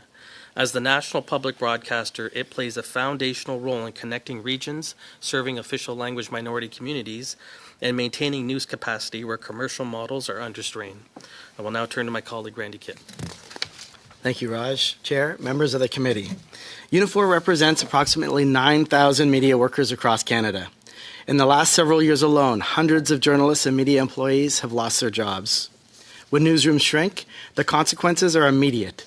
Fewer reporters at City Hall, fewer investigative projects, fewer rural correspondents, and more reliance on centralized news content. And yet, the demand for reliable information has never been greater, as Freshet News can tell you. We are living through a period of geopolitical instability, rising inflation, and increased public cynicism. Journalism is one of the few professions capable of grounding public debate in verified fact. Failing to stabilize Canadian journalism means surrendering not just jobs, but our sovereignty. Losing our local accountability, shared facts, and democratic resilience that safeguard our nation's independence. Journalism is essential to a functioning democracy, and the Canadian government should treat it like a national park, something that must be nurtured, protected, and properly funded for future generations. A strong journalism sector is not a luxury. It's infrastructure for democracy, and it's imperative that we sustain it. We thank the committee for undertaking the study and stand ready to assist. Thank you very much.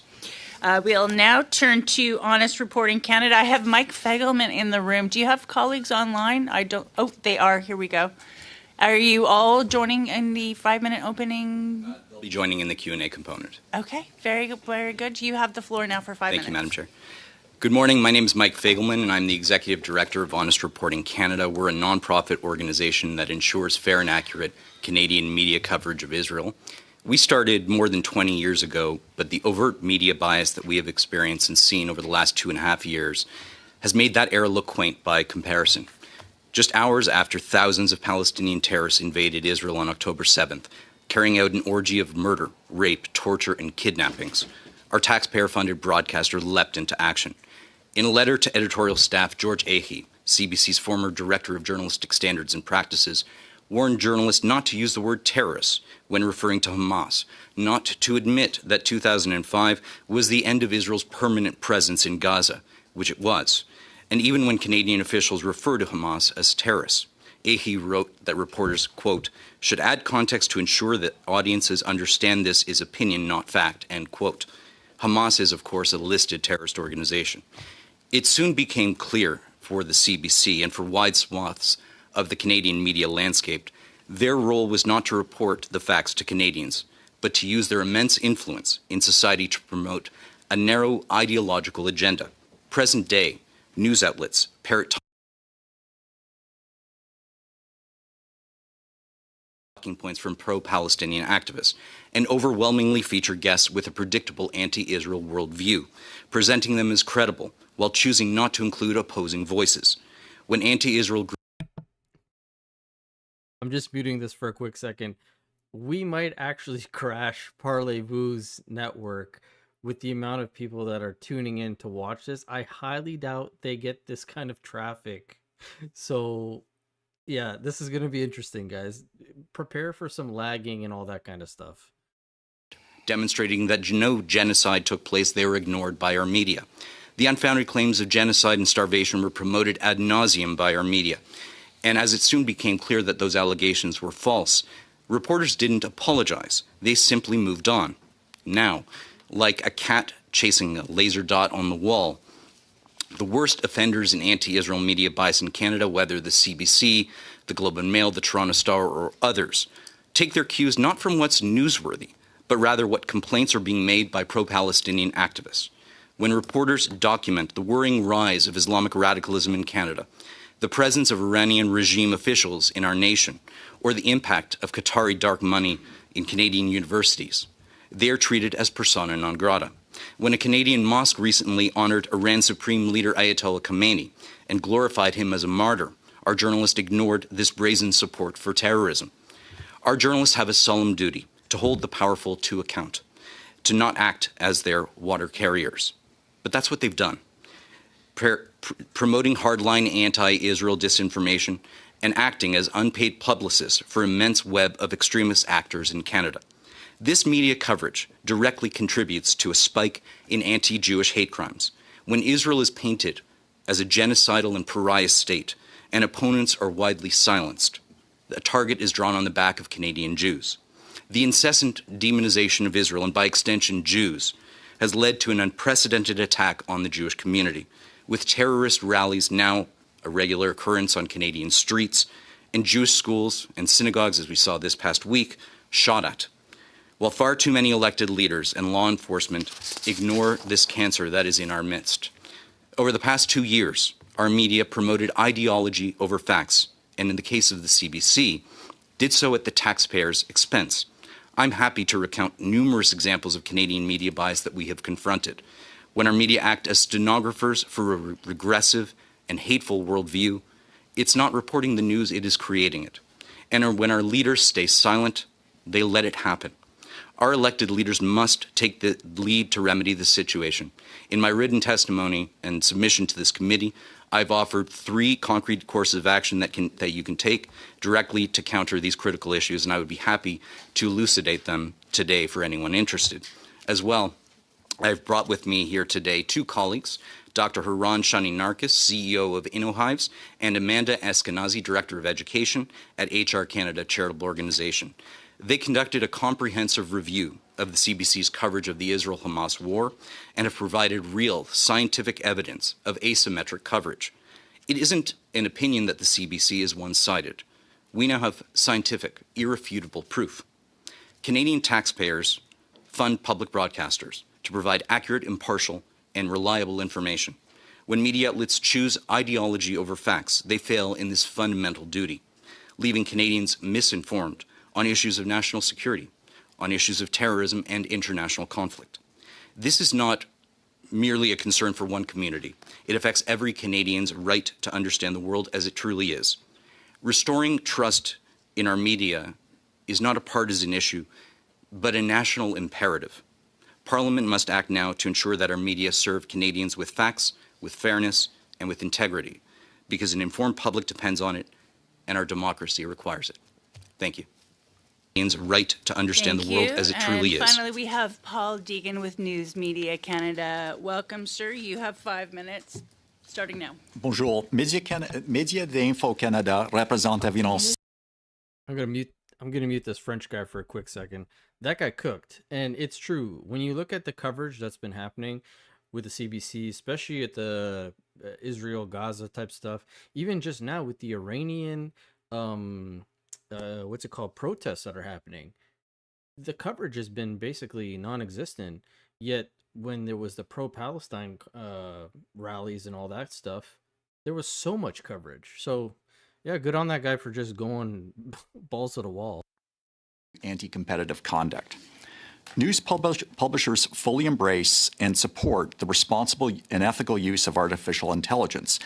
At the same time, despite deploying bot blockers, we are seeing the theft of our intellectual property on an industrial scale. Companies like Google, Microsoft, OpenAI, which is familiar to all of you in terms of the role their employees didn't play in alerting authorities to the Tumblr Ridge incident, Perplexity, and even Canada's Cohere are ingesting, repackaging, and distributing copyright-protected content directly from published news articles. You're right, Joe. These companies aren't just providing snippets 100%. that one would find through a traditional search. They're providing very detailed summaries and passing it off as their own creation. They're depriving news publishers of audience, subscriptions, and advertising, capturing the value journalism depends on for its survival. Moreover, Google, which is dominant in search, has embedded AI-generated summaries directly into their search interface without providing publishers with an effective opt-out mechanism. If publishers want to block Google's AI crawler, they find themselves de-indexed or unable to attract traffic to their sites. News is an essential input to the knowledge economy. It helps people, businesses, and investors make better, more informed, real-time decisions. It's also a necessary input for the output of the AI companies. But the value transfer cannot be asymmetric. The user needs to pay the creator.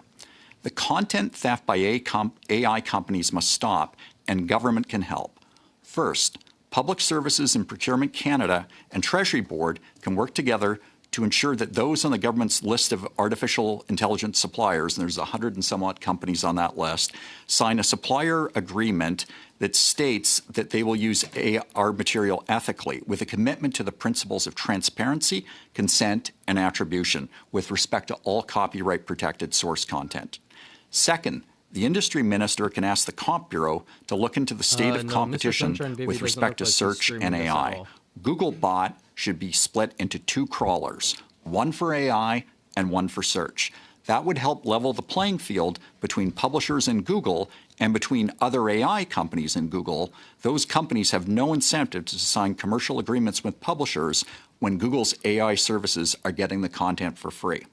Third, the Copyright Act should not be amended to include a text and data mining exception or be weakened in any way. Rights holders must be protected, no exceptions.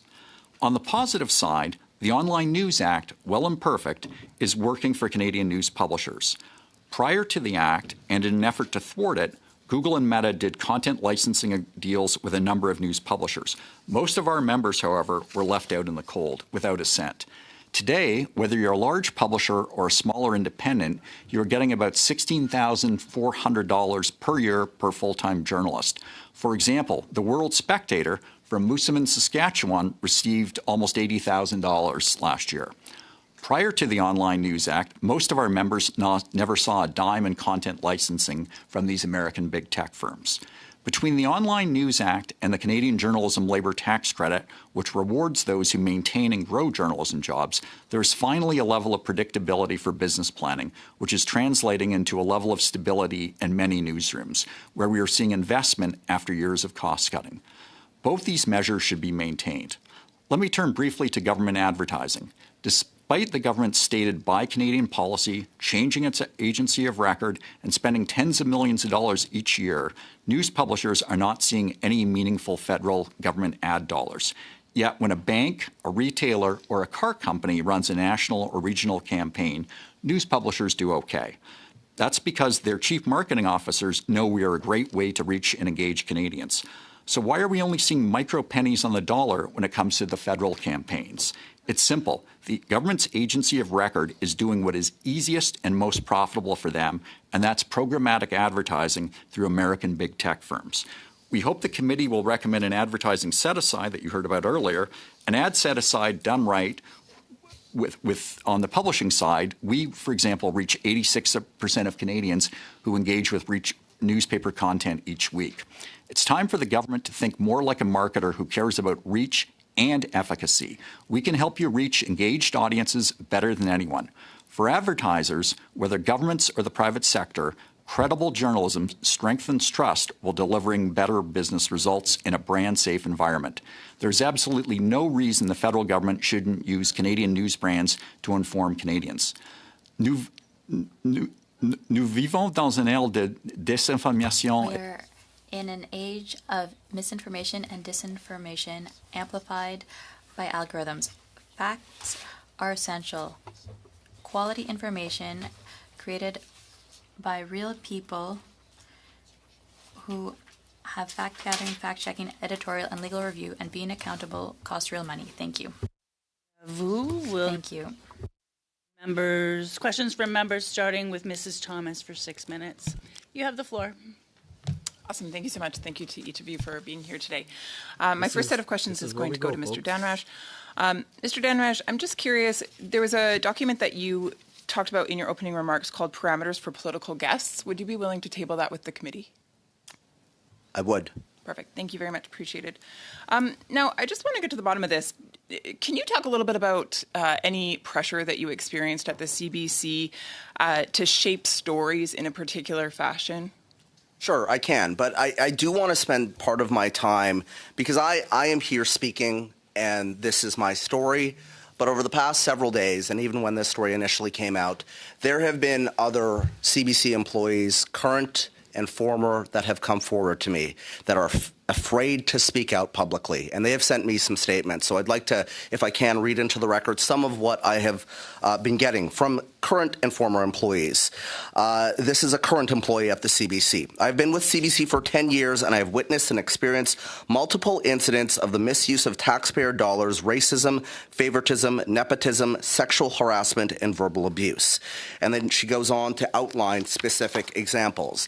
This next individual was someone that you would all know if I said their name. They left the CBC after a 10-year career. The end of their statement says, without exaggeration, I experienced toxicity every single day, and it was almost always from the same people. It was not subtle. It was not hidden. It was part of the daily reality of working there. She goes on to say that she was set to interview Catherine Tate on air. I introduced myself to her in the makeup room as the host. In front of others, she responded, I didn't know I'd be interviewed by somebody who looks like she is 14. That moment stayed with me. It was dismissive, inappropriate, and reflected a broader culture in which respect was not always equally extended to everyone. On Mr. Cochran, this is one of his former producers. His toxic behavior extended beyond editorial matters and was more often than not deeply hypocritical. While he publicly presented himself as a supporter of diversity, he actively undermined the contributions of colleagues who were minorities. This is somebody who left the industry and had to go to another country. After about a year of working there as an anchor, this is in Vancouver, I was suddenly removed from the anchor desk. I was told the decision was related to the color of my skin, that as a white person, I did not fit the diversity targets they were trying to meet. No concerns about my performance had ever been raised. My concern was the system and the reasoning behind the decision. My frustration was never directed at the individual who stepped into the role. She was also said that she was forced to check a box if somebody of a diverse background appeared on the air. And she said that that was concerning to her. I believe it's important to include a broad range of voices and perspectives, but reducing interview subjects to a check box felt like an overly simplistic way of approaching something that deserves much more care and thought. And I can go on. There are a number of these stories, and it is shocking. These people have been traumatized. They are scared to come out. They are scared of the professional repercussions. And management, like Andre Lau, like Brody Fenlon, like Kathy Perry, like Chris Carter, they are concerned about protecting the reputation of the organization as opposed to dealing with these issues when it comes to employees. So, Mr. Dhanraj, during your time there, can you just outline what years were you there? I was there. I finished at Global, I think, in 2021. It's in the bio that I provided. Oh, perfect. Okay. And then I came to Ottawa. I was a parliamentary reporter. I flew around with the Prime Minister. I covered Parliament Hill. I was. Then I went back to Toronto. I was on Marketplace. I covered the Queen's funeral, and then I got my own show, which I thought, I'd have some say in terms of how that show went. And on the intersection panel. This is a picture here of all the folks that we had on the panel. We've got here one with Raheem Mohammed and Rachel Gilmore. I don't know if you can get two people very far apart on the ideological spectrum as that. Sheila Copps, Brian Lilly, and Faye Johnston, right? We were having the Canadian conversation, and this panel was canceled. And you also have issues of pay equity when it comes to all of these folks. So obviously your point here was to create a panel that was full of diversity, not just in skin color or ethnicity or religious background, perhaps, but you wanted diversity of thought. Correct. Were you given the journalistic freedom then to move forward and do that for the sake of the Canadian public? No, I mean, the issue became with the panelists. We had a list of 43 people or 45 people that Power and Politics gave us that said, do not go near these people, right? And some of these folks were like reporters, like Robert Benzie. There's a story breaking at Queen's Park, and we're on at 7 o'clock. We should be able to call, somebody who covers Queen's Park and talk to them. But there were these continued hurdles and roadblocks that were set up to really have a certain group of folks in Ottawa in control of who was allowed on programs. Particularly mine was a concern. And there were repeated episodes of conservatives being blocked. I mean, I have the G chats right here. Say the names. I Say said, the names. in terms of the time's going to getting cut. folks Watch. on, that we need to have balance. It's not about just having a show with conservatives or just with liberals. But if Power in Politics is going to have liberals talking points on all the time, we should have balance as a network. And I said we are in contravention of Section 11 of, I told Brody Fenlon this, and also Andre Lau, repeatedly. We are in contravention of the Broadcasting Act if we are not providing equitable time for all perspectives. So I don't want to flood the show with conservatives, but I do want to have balance. And there are, and this is all, I can talk to my legal team because some of this is before the Human Rights Commission in terms of how this happened, but there were repeated attempts over and over and over again. At one point, I heard, okay, well, maybe you can have NDP folks on, but conservatives are a no. It should blow the Canadian public's mind that this was the stuff that was going on. Mr. Alcide, you have the floor now for 6 minutes. Okay, all right. Thank you, Madam Chair, and thank you all for those opening remarks. My first question is for Ms. Klu and Mr. Bartel. Firstly, it's a pleasure to meet you both. Ms. Royer speaks very... All right, so I'm just going to mute it for a quick second so we can debrief a little bit on what we heard.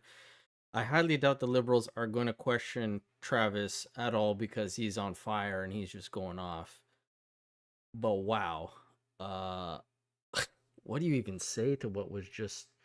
Okay, so in the Rachel Gilmore topic there, I think it's okay to have her if you want diversity, but in regards to what Pines was saying, I think you might have a run for your money when it comes to this new channel I found, Society Unveiled. This guy hates Rachel as well. But anyways, I'll put the volume back on. So that helps cover some wage for our crew. But, that doesn't deal with, we need to hire someone who can sell ads. We don't know how to do that. We shouldn't be doing that. We're journalists. So we want to maintain that separation between the ad side and the journalism side. So luckily we have found some people who are willing to help us and off the side of their desks and get us going. But to go forward, to ramp up, we have to become professional at every level of this. And so, some of that infrastructure support is critical to this. We ran in headlong into just how expensive some of these things are, software licenses to get to allow us to produce a newspaper, web hosting fees, insurance. All these things that we were completely oblivious to in our role in the newsroom have come home to roost. And luckily our crowdfunding gave us a good foundation to start tackling some of these things. But again, as we move forward, becoming a viable business will mean backfilling a lot of those things with support. Fantastic. Over the past few years, certainly we've seen a significant number of community newspapers close or reduce their reporting capacity. You highlighted this in your opening remarks. From your perspective as a longtime local journalist, reporter, could you speak to what happens to community accountability and civic engagement when local news coverage disappears? I believe you highlighted that it was dangerous to local democracy, but I'm keen to see you expand on that if possible. We became a news desert.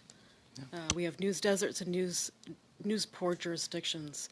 And Glacier Media closing us in the middle of the federal election was quite bad. So we've had people pretending to be reporters sit at the media desk in council meetings, and they're reporting when we're not. So that's dangerous. Perfect, thank you. Madame Carrero, l'ARCQ représente 37... Ms. Carrero, your association represents 37 different radio stations. As you know, many community radio stations depend on volunteers and limited funding. What are the biggest operational challenges that community radio is facing today? I'm thinking of lower advertising revenue, digital disruptions with foreign platforms. Well, you stated it well. There are all of the operations done by volunteers, which isn't ideal because even though those volunteers give their time, dedicate themselves, make these radio stations work, any operation that is based on that model is hard to keep up over the years, but it's the case. They manage, but funding for operations, that's the basic need. That's what they need, and it's what they don't have. And then advertising revenue. As I said, and others have said, advertising revenue aren't there anymore. It's gone to foreign platforms. So it would be very good to have a clear government directive, and then radio stations could contribute to getting the I'm government's just message jumping in through. quickly to see if the And mic then you sounds a little bit mentioned better, the but digital also transition. I highly doubt, I'd That's be very another surprised if element. we see any That's a liberals major today on this challenge. panel address any questions Radio towards stations Travis, as I said earlier. But also, he mentioned that are he worked on Global. I cornerstones think for the Anita told me community. yesterday that They're on the she FM knows station, but Travis also or has on the web. interacted with him. They can be from listened back in the to. day. There are Oh my podcasts, news. So these are really complete media outlets. Holy smokes. Another 10 gifted subs from 613. This guy. Holy smokes. Thank you again so much. Guys, show some love. I'm lost for words. Thank you so much. That's 30 gifted subs. Or memberships, I should say. Thank you again. That's very, very kind of you. Holy moly.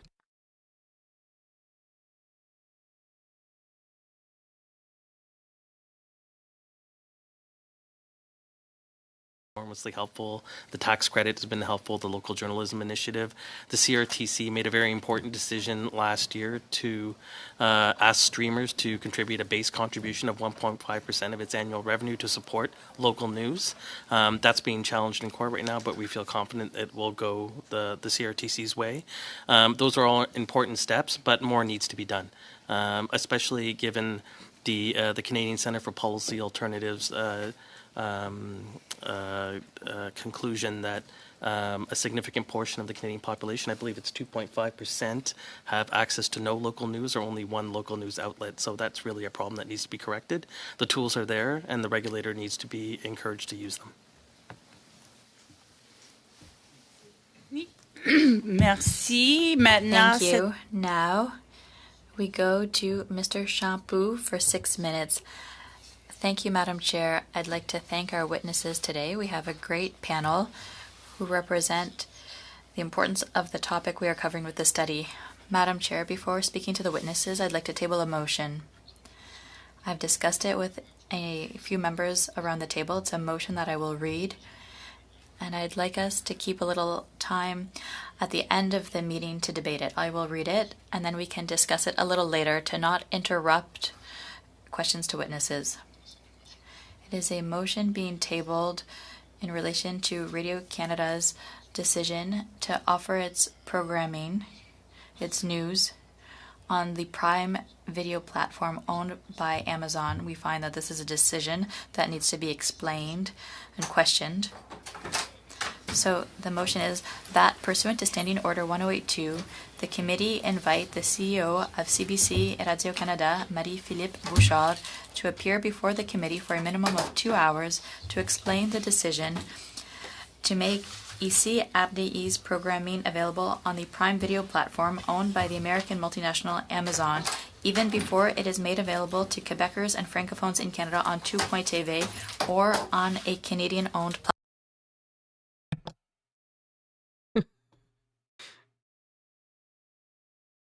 Yeah, we've discussed how she needed to find a comb or a brush this morning. I don't know why she came to committee like that. I'm glad that he's presenting the motion, but actually not going to debate it. So that's good news. There was something that somebody said here I wanted to address. Pamela, you said now we have to keep up the memberships. I actually personally have put the memberships as low as possible. I think it's like 99 cents, just under like $1. So yeah, I just, there's some people who have it $5, some people have it $10. I just put it as low as possible for $1. So if you guys want to join, that's great. If you don't, that's fine too. But again, Everybody thank 613 for his generosity today. It's been amazing. Thank you guys. Question to Mr. Deegan, who represents written media, but you talked about the local journalism initiative. Have you noticed a decrease in support through that program for your members? Is the support still what your members need it to be? Because I know it's essential for local coverage in Quebec and elsewhere. So what is the state on the ground for your members with the local journalism initiative? Yes, the LJI is something we appreciate. It's funding that's there for stations. We haven't noticed a specific decrease as such. The stations request it and they hope to obtain it. However, we always hope it will be renewed in time for budget 2026. That's what we are hoping for. And sometimes, even if a station has that LJI, it needs to be possible to hire someone.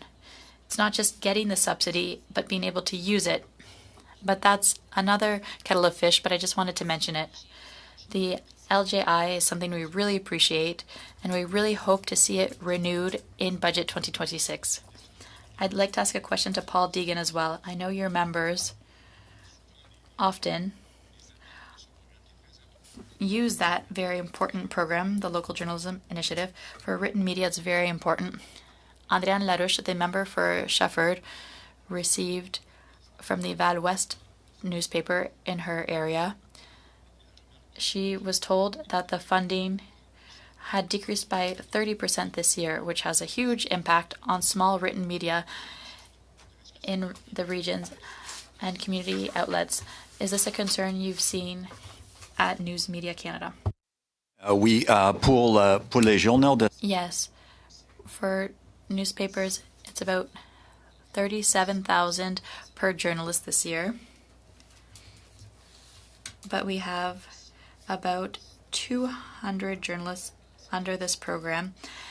It's very important for weeklies and other independent community media.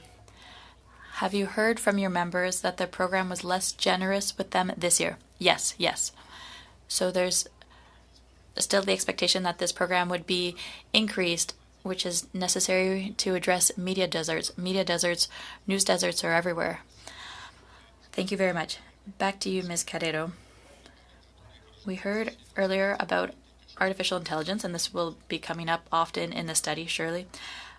As community media, I imagine you don't use AI to prepare the news and broadcast it, but some media are using that technology due to economic reality, but often they use programs that you don't have access to. So what is your perspective on that distortion and the equity of the rules? I imagine it wouldn't be a cause for celebration. Correct. I think you are correct. Community radio is based on principles that they try to keep up. And if there are people who could use AI, it would be community radio stations because they don't have staff. They don't have the necessary funds. But it's not consistent when we see that others can benefit from subsidies. So this is a real issue.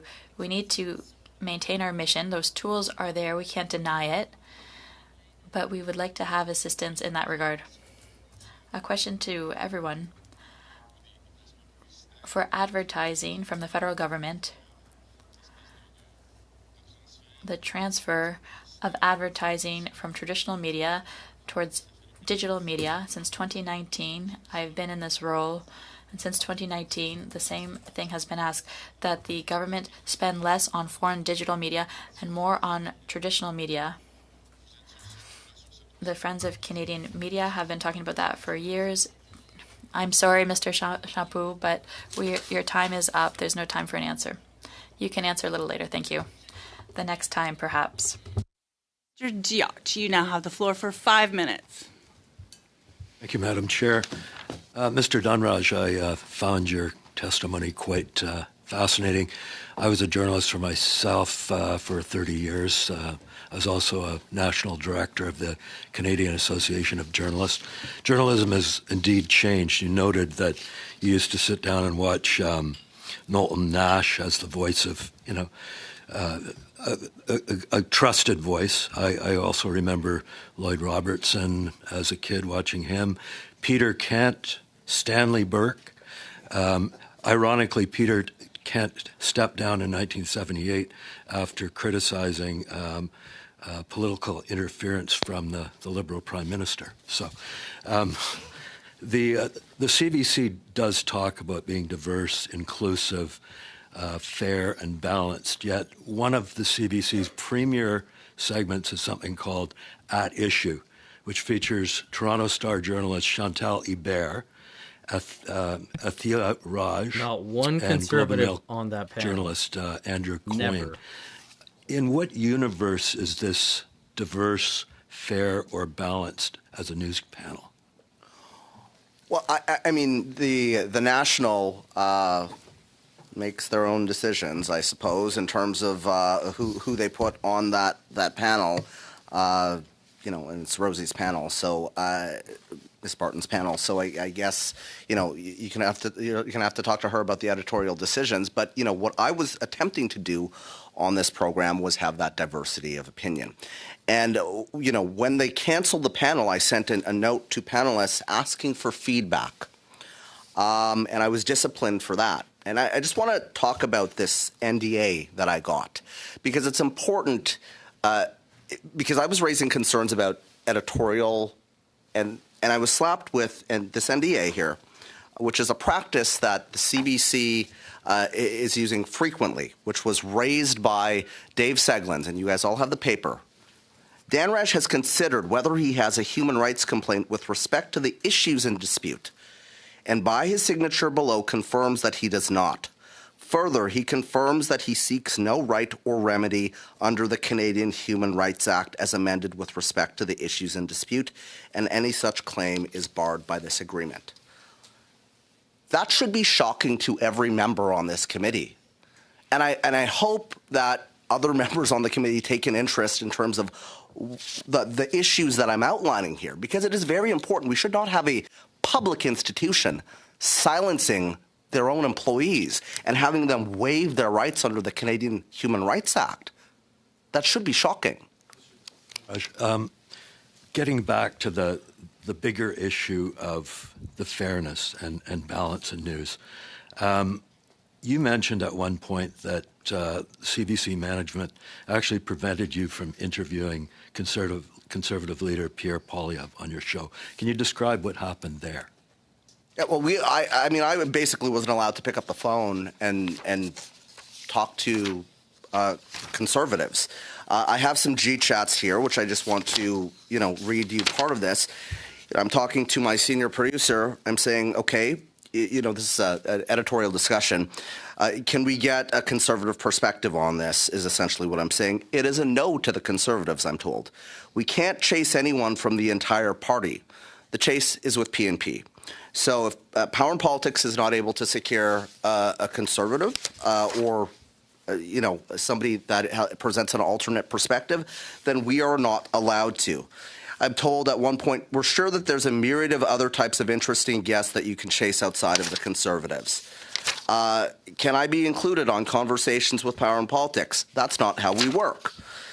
I say to management, by playing petty office politics, we feed into conservative narratives that we have a bias against them.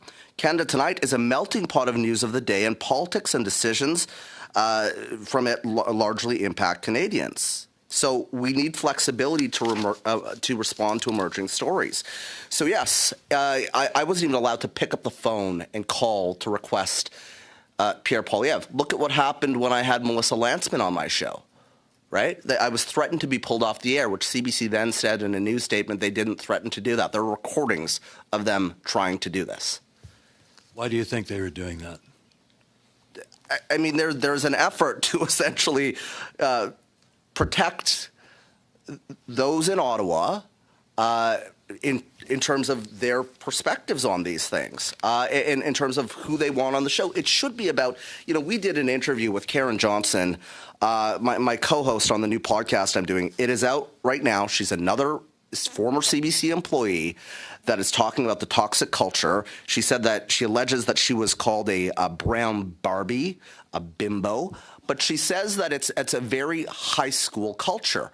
And these are things that this is fine. If you have hosts doing that, it's not fine, but okay. But management, you are responsible for dealing with it.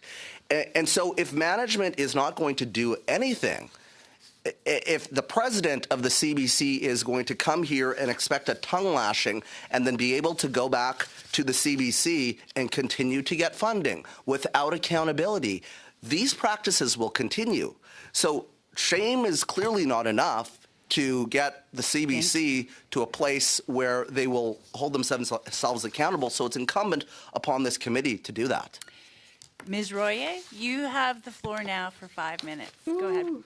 He just wants to go scorched I'd like to begin by earth, welcoming man. witnesses from my community, Janice Clue and Mario Bartel of Freshet News. Thank you both for your decades of service. When Glacier Media's Tri-City News closed last year, it was a devastating loss for our riding of Port Moody, Coquitlam. And I'm extremely grateful that veteran reporters like yourselves. I think this lady had a bit of a I'm stroke or sorry, something. Ms. Royer. Your audio is a little low for the interpreters. I'm hearing that they are having trouble hearing you. Can you try moving your boom closer to your mouth and see if that's any better? Is that better? The crying room is full. Is that better? Nelson. Madam Chair, is that better? Yeah, I think it's better. A little bit better? Okay. Yeah, just keep that boom close to your mouth. It just sounded that you were a bit far away. I'll keep it close. And is that, are we going to start the clock from the beginning? No, you can have your time back. Okay, great. Thank you. Thank you. Thank you. Okay, merci, Madam Chair. I'd like to begin by welcoming witnesses from my community, Janice Clue and Mario Bartel. Yeah, I'm just going to mute her for a quick second since she's restarting. Oh, maybe they can't hear the audio again. Okay. Let me just check the connection. No, I'm going to suspend for a minute while we try and work this out, okay? Okay. Okay, perfect. So they're going to suspend for a second. Now, one thing I wanted to ask you guys is they were talking about AI. The Bloc Québécois member there, he posed a question about how there's some news places or news agencies that are using AI in order to, because their budgets are not as big or whatever the case may be. Have you guys come across any AI generated YouTube channels? Because I've found quite a few that are covering the Canadian politics. Some of them covering old stories, but they're getting like crazy amounts of views on their videos. And another question is, how do you guys feel about all of these AI thumbnails? Because I've been seeing a lot of these thumbnails of Carney like, or like doing some weird friggin' faces, or I know there's a lot of them that use them like they make him look like he's Stalin or Hitler or whatever the case may be, the Fuhrer. But how do you guys feel about that? Because I always feel like it's very cheap. I mean, it's cool that AI can do that, but I think that it just cheapens the video or the thumbnails, or I don't know.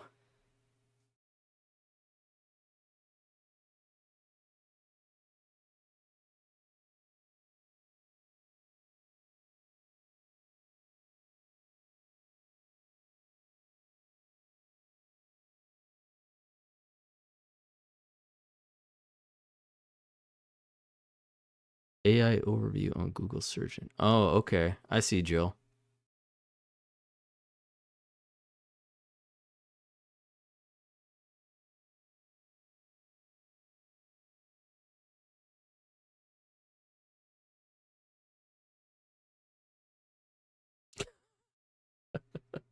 Paint from 1995. I like that.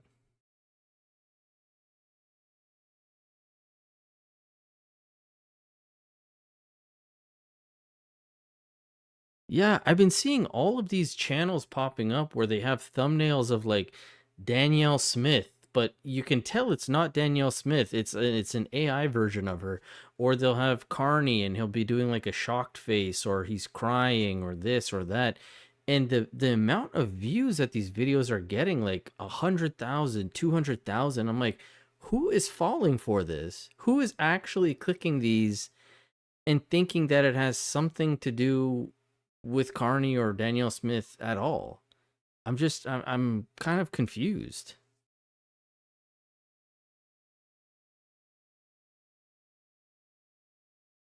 Oh. Okay. So instead, I'm going to pass la parole à Monsieur Tumba. The floor goes to Mr. Tumba for 5 minutes, starting now. Thank you very much, Madam Chair. Excuse me. It won't be long.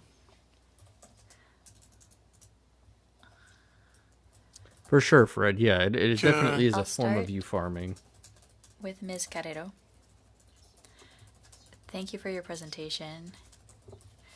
I think my colleague Fares raised the point earlier. I'd like to hear you tell us about, well, community media outlets ask for advertising. How much can that help radio stations can survive?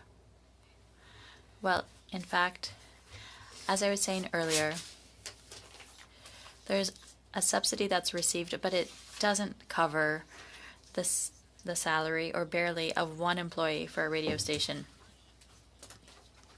So community radio stations have to be creative and find other ways, and advertising revenue are one of those ways to make up for that shortfall. There are also other ways of proceeding. Community radio stations have bingos, for example. That helps with funding as well. So these are ways to address a need that isn't covered by subsidies. So it's something very important and has always served the model of these media outlets.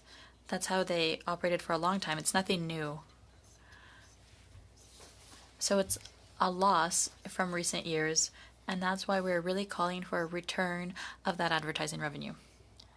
Thank you, Ms. Carrero. Mr. Bartel, Ms. Cleux,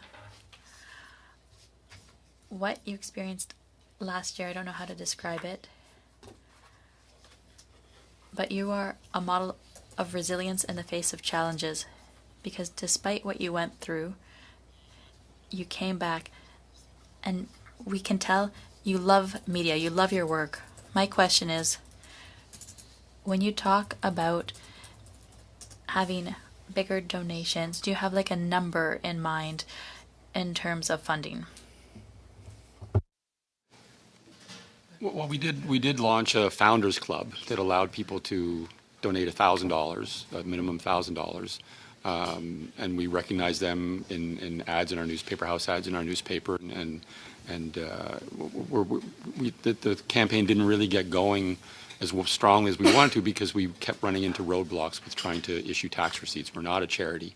And a few efforts we did try would have run afoul of CRA, and we didn't want to do that. We didn't want to do anything illegal or that would come back and bite us. So we don't know. I mean, we got some support from our union and some other groups that did step up selflessly and say, we believe in this too. This is important. This is important for our community. But we don't know what kind of potential is out there if we don't have some of these tools available to us, like being able to issue tax receipts and that. And we spent a lot of time trying to investigate things. My colleague here, Janice, has spent a lot of time writing grant applications, and as we said, it's often fitting a square peg into a round hole where we're trying to get grants as cultural or as institutions, things like that we kind of fit into, but it all depends on how you look at it. So it's a lot of effort to find money wherever we can to try and give us that foundation that we can build upon. Pour terminer, M. Deguin, j'ai entendu parler de Mr. votre Deguin. intervention. I listened to your opening remarks. You want Canadian media, you want the government of Canada to consider them. Do you think some media outlets are not taken into account by the government of Canada? What would be your proposal to move forward? L'année dernière, je pense. Last year, I think the government spent.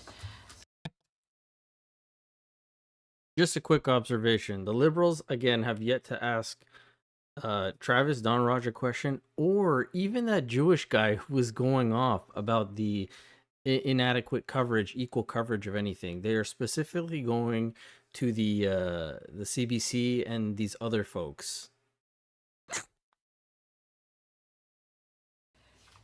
Or let's say a big Canadian bank had a campaign in Quebec, La Presse.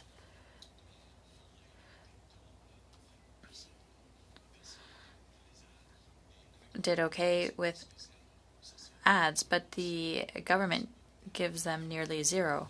We are a great avenue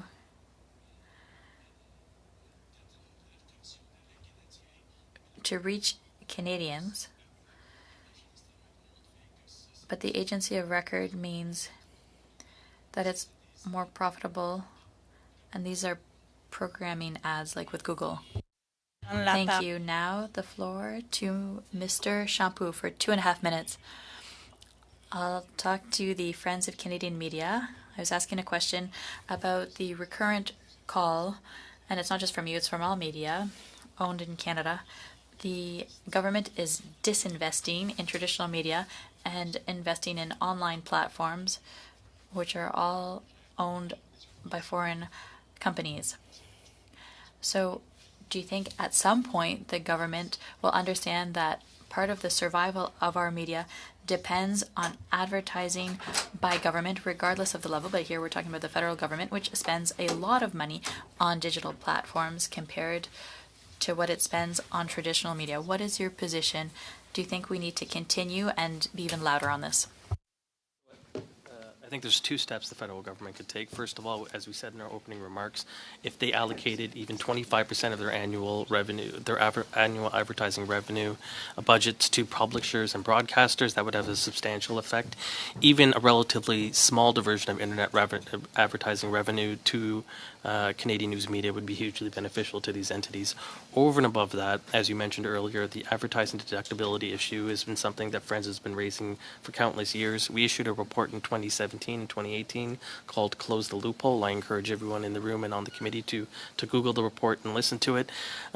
This has been a long-standing issue. We think it's a simple, clean, easy measure that has a very successful precedent in traditional advertising, would actually raise money for government rather than cost money. We haven't really seen any serious arguments against it.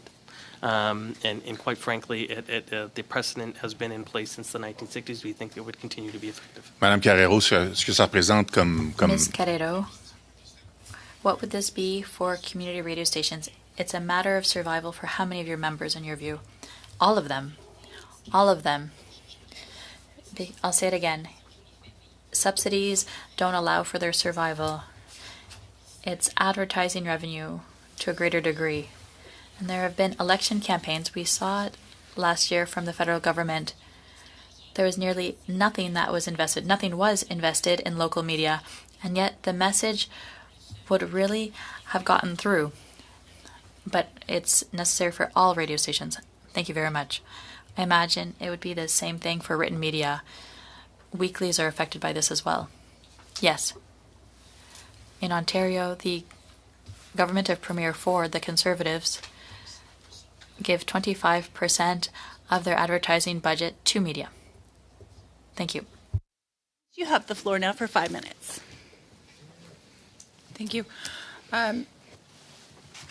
Dhanraj, I'm just curious, in your other remarks, or your previous remarks, I should say, sorry, you mentioned that there was a blacklist of, I think you said 45 people who were not permitted to appear on the CBC, and that this list came down from management. Would you be willing to table that list with committee today? Yes. Okay, thank you. Mr. Dhanraj, I'm curious, During your time, or do you have knowledge of the PMO, the Prime Minister's office, ever talking to the CBC with regard to how a news angle should be covered or taken, or content that should be reported on? I know concerns were raised. I know concerns were raised from people that were on Power and Politics. I have documentation related to those concerns being raised. And I know that the folks that raise these concerns, they're fearful of, exactly the same thing that all these other folks are fearful of, right? Professional reprisal. But I also know that this was raised repeatedly.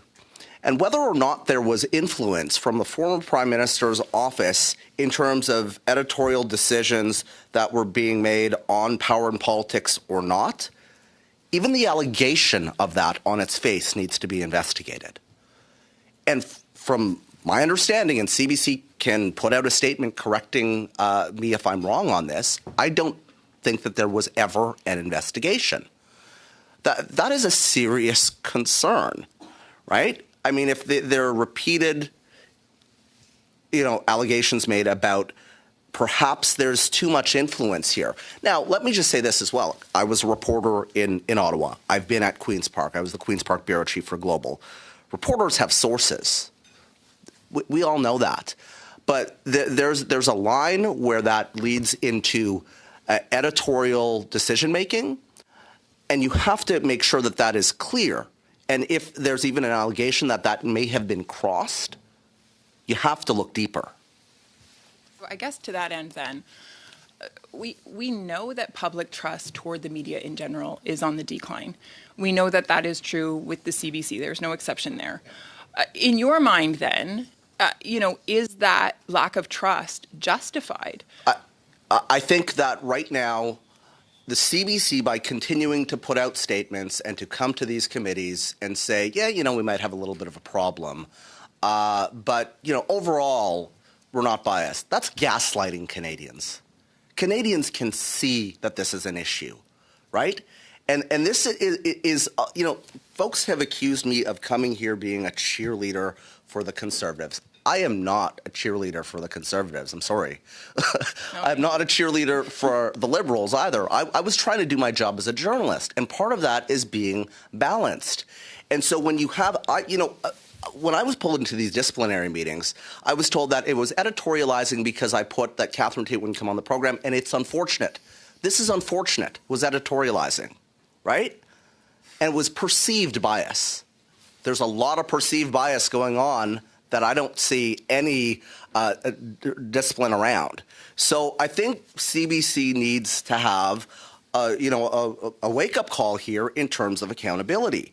And really, that's incumbent upon this committee. I have made recommendations. There are 11 recommendations in terms of how to, move some of this forward. When it came to Mr. Cochrane, this is during the convoy, for example. We were talking about Tamara Litch, who was an individual who was involved in the convoy. We were doing a story around that. And off-the-hand remarks can be made at times. And I said, I think that she has a couple of different last names. People who live in trailers usually do. Okay, off-color remark. But if this is a pattern, right, you have to, if your staff on your own show are raising this, if people are leaving the program. I didn't know Cochrane said that. You have to look a little bit deeper into it. As opposed to pulling me off the air for saying it's unfortunate the president didn't come on the show.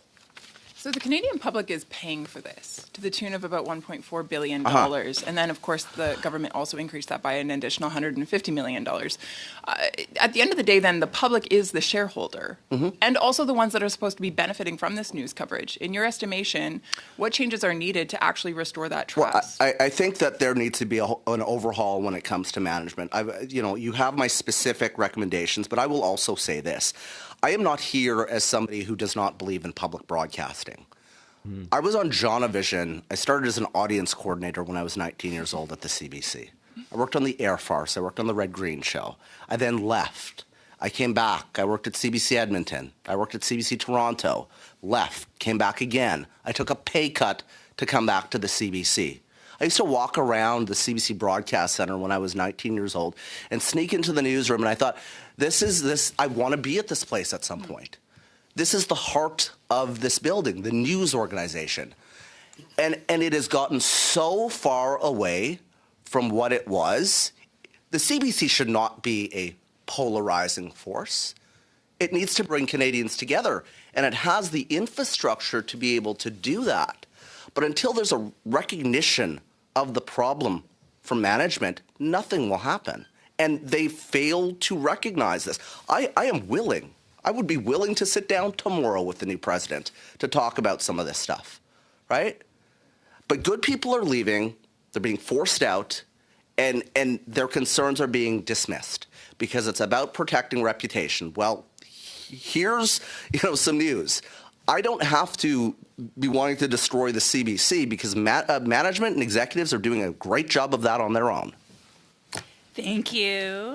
We're going to try one more time with Ms. Royer to see if we have sound. All right, so I'm going to mute it again for a quick second. Whoa, he had a lot to say there. Jeez Louise. So David Cochrane, yeah, not that surprised by his comments. The guy, he seems like he would say something like that. I saw Pine's message there about her having two last names. I have the same thing. Never lived in a trailer park in my life, though, so don't know how true that is. But going back to something that they were talking about earlier, the at-issue question about the panel there, how you never see a conservative. The one thing I will caveat there is Althea Raj, even though she's very much a liberal and she works for the Toronto Star, she is the one that will attack Carney or a liberal the most, or she will call it out the most. So even though she's not a conservative voice on the panel, I will say that it's decent to have her there. But yeah, Cochrane hasn't been on his show for like at least a month, I think. Maybe he's on vacation. I don't know. But somebody said he looks like the grown-up version of Caillou. That's a good way to put it. In colleges and universities in Britain, you do a year program and take legal courses, municipal government courses, shorthand. You then go out in the field for 18 months, and then we all write a national exam in the end. We don't have this in Canada. We need this in Canada. It's similar to a trade like Red Seal, and it would help with municipalities that are struggling with reporters who call themselves reporters and they're not professionally trained. It would help with municipalities figure out who should be at the table, who should be at the media table.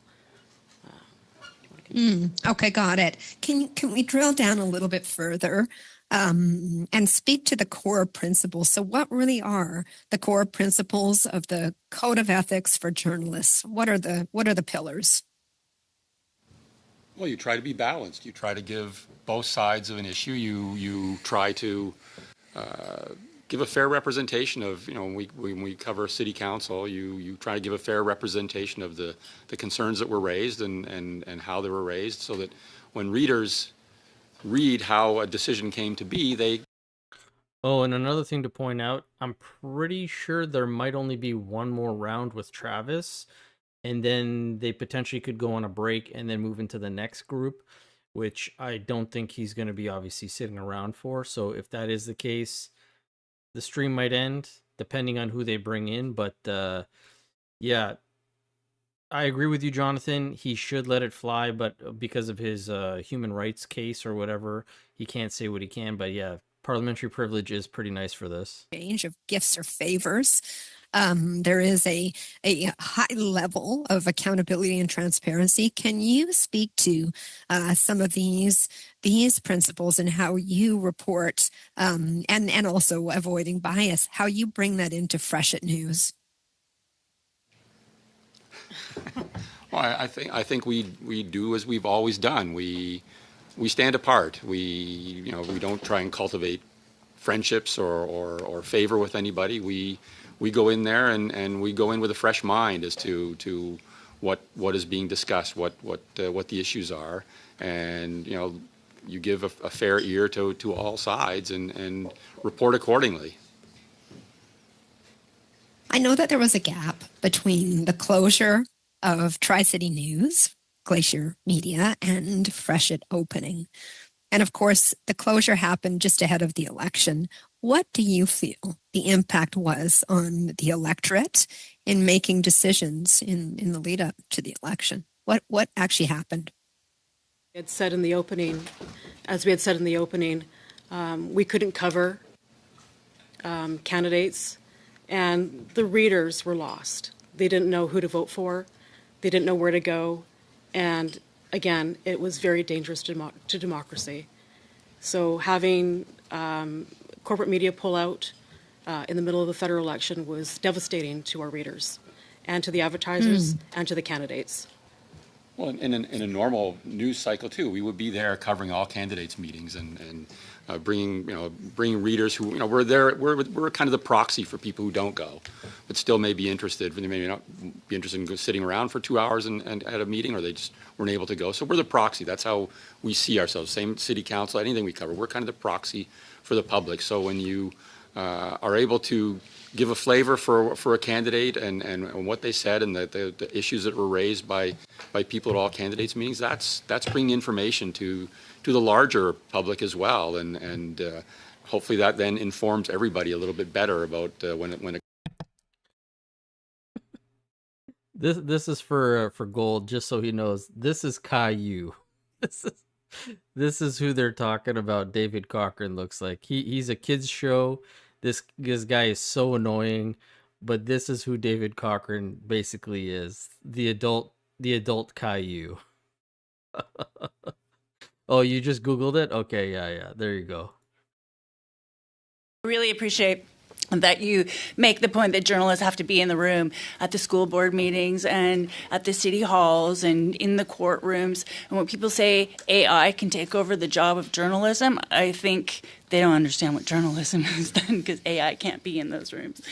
Mrs. Thomas, you now have the floor for 5 minutes. Awesome. I'm going to ask one quick question and pass it off to my colleague. My question is for Mike, Mr. Figleman, or your colleagues. And my question is this. You made a statement with regards to linking the safety and security of the Jewish community here in Canada to biased coverage from the news media. And I would like you to take a moment and just expand on that in terms of the consequences that are there. Sure. Sorry, you cut out there for a second. I'll speak to a bit of a portion, then I'm going to hand off to my colleagues on Zoom as well. The first thing is what's reported today becomes domestic and foreign policy tomorrow.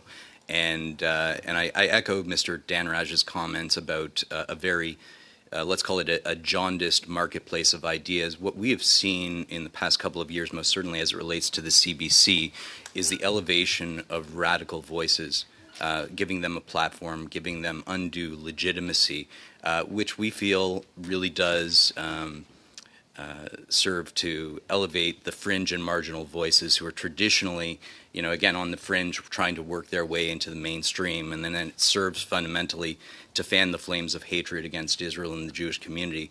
More specifically, HR Canada Charitable Organization and InnoHives did a long-term 2-year study on the Hamas-Israel war, which found that there was this asymmetry in the CBC's coverage. Most specifically, that it elevated radical voices like Independent Jewish Voices, which is a radical anti-Zionist hate group, and giving them this platform. Again, it bestows this kind of credibility which they don't deserve. But I'll allow Dr. Haran Shaninarkis and Amanda Eskenazi to speak in more detail about their work.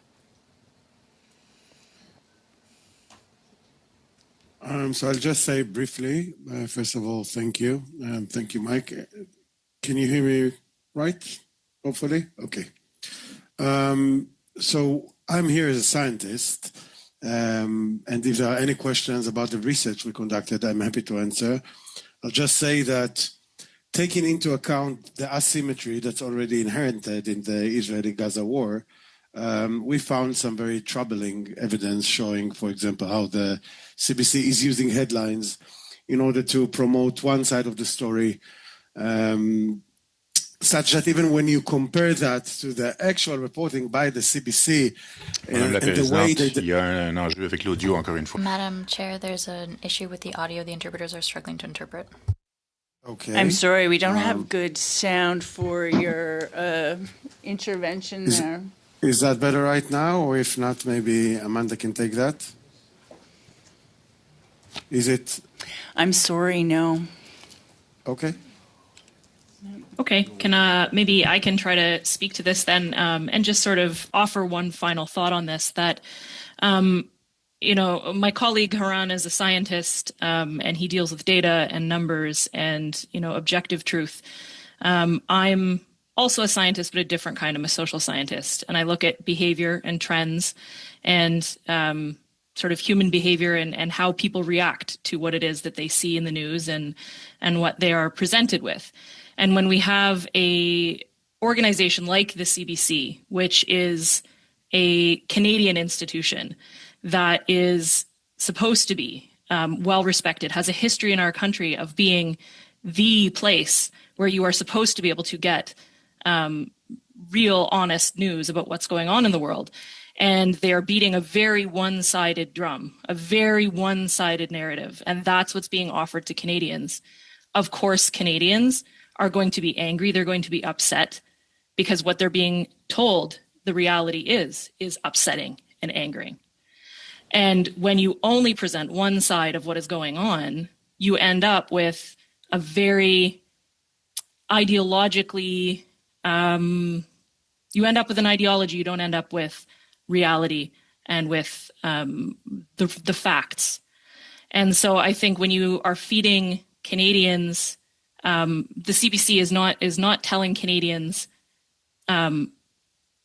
how to think about an issue. They're showing Canadians what to think about the issue, and that should not be the role of our public broadcaster.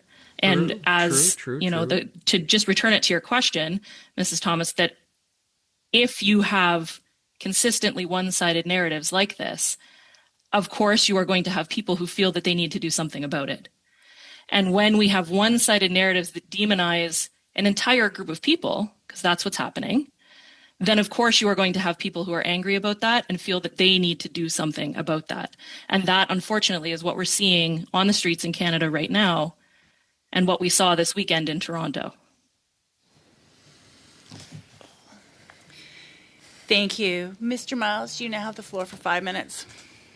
Great. Thank you very much. And thank you to everybody for being here today and getting this study started off in a very lively way. I want to talk, I think we're all very interested in making sure that there's a diversity of voices in journalism, and that's what makes great journalism. One thing I'm curious about is the right balance between, how we can create an ecosystem where the private broadcasters and journalists thrive as well as a public broadcaster, like what the balance looks like, especially in rural communities.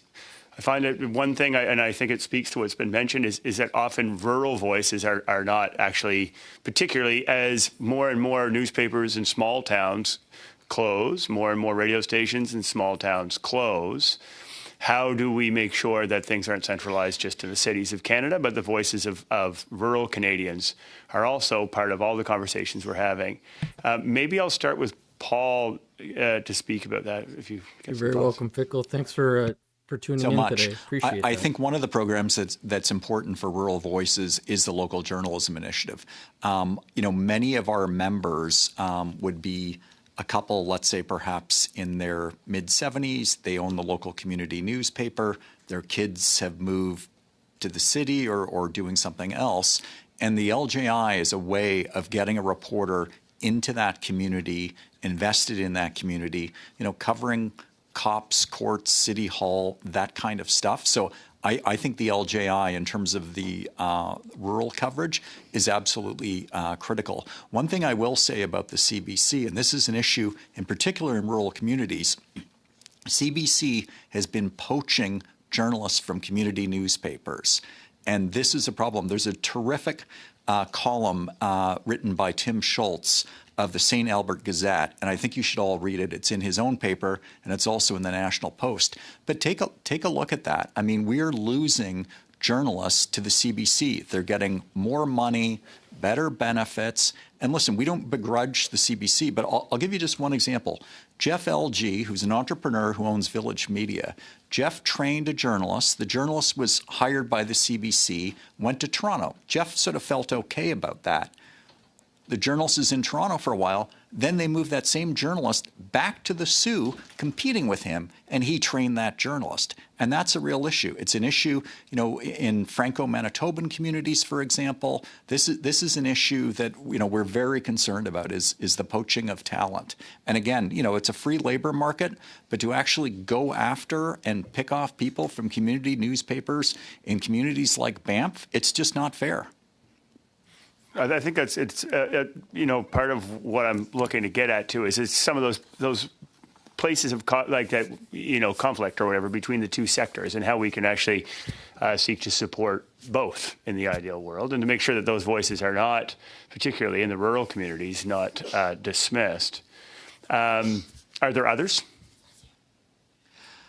I mean, I think, one of the challenges that we've got is Canada Post, and just in terms of sort of, distribution. So a lot of our members, these are a printed product, a community newspaper. Canada Post has made a decision that if you have a Canadian Tire flyer in your newspaper, it falls under something called the Consumer's Choice Program. So if a community says, for example, I don't want junk mail, essentially then you're not able to deliver that, newspaper to the community with a Canadian Tire flyer. And the Canadian Tire flyer, that might be for that particular publisher, $75,000 a year in revenue. That's 2 reporters. So I think there's lots that the federal government can do to ensure that rural community news outlets thrive. And the CBC is one avenue, Canada Post is another. Are you encouraged at all by the idea of CBC moving into rural communities and broadening the base of some of their stations? Look, our view is CBC should be complementary, not competitive. And if they move into communities that are already well served, that's an issue. They should move to areas that aren't served. And when you look at the list that the CBC put forward in the editor's blog, they've done it twice in the last sort of year or so. Many of these communities are already well served by community newspapers, community radio stations, and so I think that's something we have to look at. They shouldn't be sort of predatory in the marketplace, if you will. Very, very good. I had just one quick question on ad. If I have a little bit of time. Yeah, a little bit. Just speaking with the ad thing, when you're saying, I'm curious to know when you say private enterprise is actually kind of bought into local advertising even more than the government. What motivates that? Because we're a great way of reaching Canadians. Right. 86% of Canadians read newspaper content each week. When you advertise in a community newspaper, it's in a brand safe environment. Some of these digital ads you have no idea where your ad is going to wind up on, some porn site or something or other, right? So we're a great way to reach Canadians. We're cost effective. And, we would, if we're getting ads from, the banks, the airlines, the telcos, et cetera, how come we're not getting ads from our own government? All of the federally regulated industries, the grocery stores, they all advertise with newspapers, and yet we don't really see a dime from the federal government. That's a problem. Private sector. But your time's up. I'm sorry, Mr. Moss. Thank you, Paul. I gave you a bit of leeway there, but there's a limit. Monsieur Champoux, je vous passe la parole pour... Mr. Champoux. Okay, wow, that was actually a pretty good round from the Liberal that he let that guy go on for quite a bit. First off,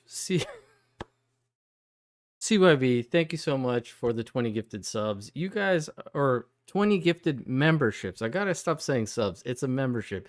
Thank you guys so much for the support today. It has been amazing. We've been hovering around and even passing the 200 viewers mark, which is amazing. I love to see the support. I think that's like 50 gifted memberships today. You guys are awesome. And yes, it's right. You're true. We don't do too many live streams, but hopefully going forward we'll do more of these because you guys have been amazing. So thank you so much. Now, in regards to what he was talking about with the Canada Post and the flyer situation, obviously I have experience in this, and it's for the longest time when you had the paperboy, we've actually consumed them.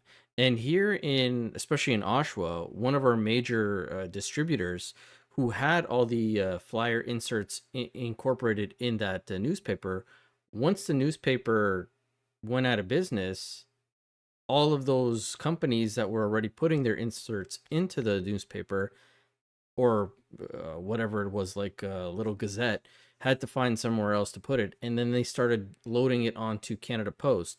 So we were delivering like multiple versions because we already had Canadian Tire as a customer.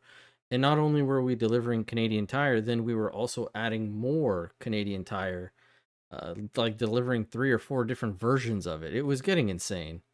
Anyways, let me get back to this. Not at all. My constituents expect that I do the work, and they elected me, and they have the right to contact me directly. You could contact the media that hires these people. You could be in touch with the CBC ombudsman. That's how it works. We missed You don't something, it directly looks contact the journalist. It becomes personal. It becomes an attack on the work and often the integrity of the person, because you are going after someone who shouldn't be receiving thousands of nonsense emails. As politicians, we expect this. It's part of the job. Journalists shouldn't be undergoing this. So go after elected officials, those who manage CBC Radio-Canada, La Presse, Le Devoir, but let journalists do their work and have comments from their bosses. Don't you think that would be the right way to proceed? Regard ourselves as an added layer of editorial oversight. In a world where we're hearing of massive cutbacks in the Canadian journalism landscape, where there's less verification, we found that actually most journalists value the work that we do, because that may surprise you, because we're pointing out the unfairness. Est-ce que vous êtes en mesure, dans ce cas-là, parce qu'il me reste très peu de temps? In that case, because I have very little time, I'm sorry. Are you able, because I have very little time left, are you able to provide the names of journalists who support your work, journalists and media, not commentators, credible ones? Which journalists support the style of approach you have with journalists regarding the quality of their work? We could have this conversation for a long time. I think the chair will interrupt me soon, but if you want to respond to what I've just said, I would be pleased to read your comments. You could write to the committee, send all of the documents you wish, and we can even pick up this conversation, you and I, afterwards, because I think this is a very important issue. It's about the credibility of your comments, which could be very good in this debate. Perhaps they can provide that information to the committee. If you can come back with those names that Mr. Shampoo has asked for, that would be later that we would accept that information, because we're out of time.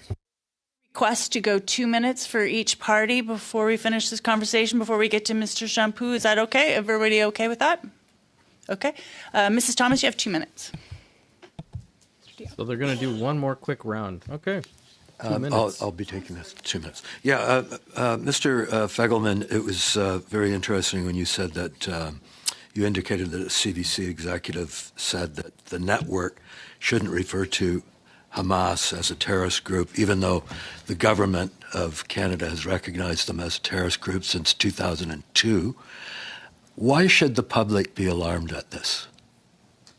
Well, in the Canada Gazette, it is publicly listed that they are a terrorist group. Their day job is to strap a suicide vest on themselves and with the intent of maiming and murdering innocents. When our media sanitize language, it effectively legitimizes the actions, or at least it distorts. People aren't fully aware that what these people do, what their intentions are, is to wipe Israel and Jews off the map. So it is really misrepresenting the facts on the ground. Language matters. Diction matters. Now, your organization did do a deep dive into the coverage that happened throughout CBC since October the 7th. Can you just reiterate some of that coverage? And you allege it was highly biased. Well, I'd like to recount a couple of examples of CBC bias that we've come across. The first, on February 16th, CBC Radio Canada's correspondent Elisa Serrett, who was later suspended, uttered an anti-Semitic trope on air when claiming that, and I quote, the Israelis, in fact the Jews, finance a lot of American politics and control a big machine. It's a clear-cut anti-Semitic trope.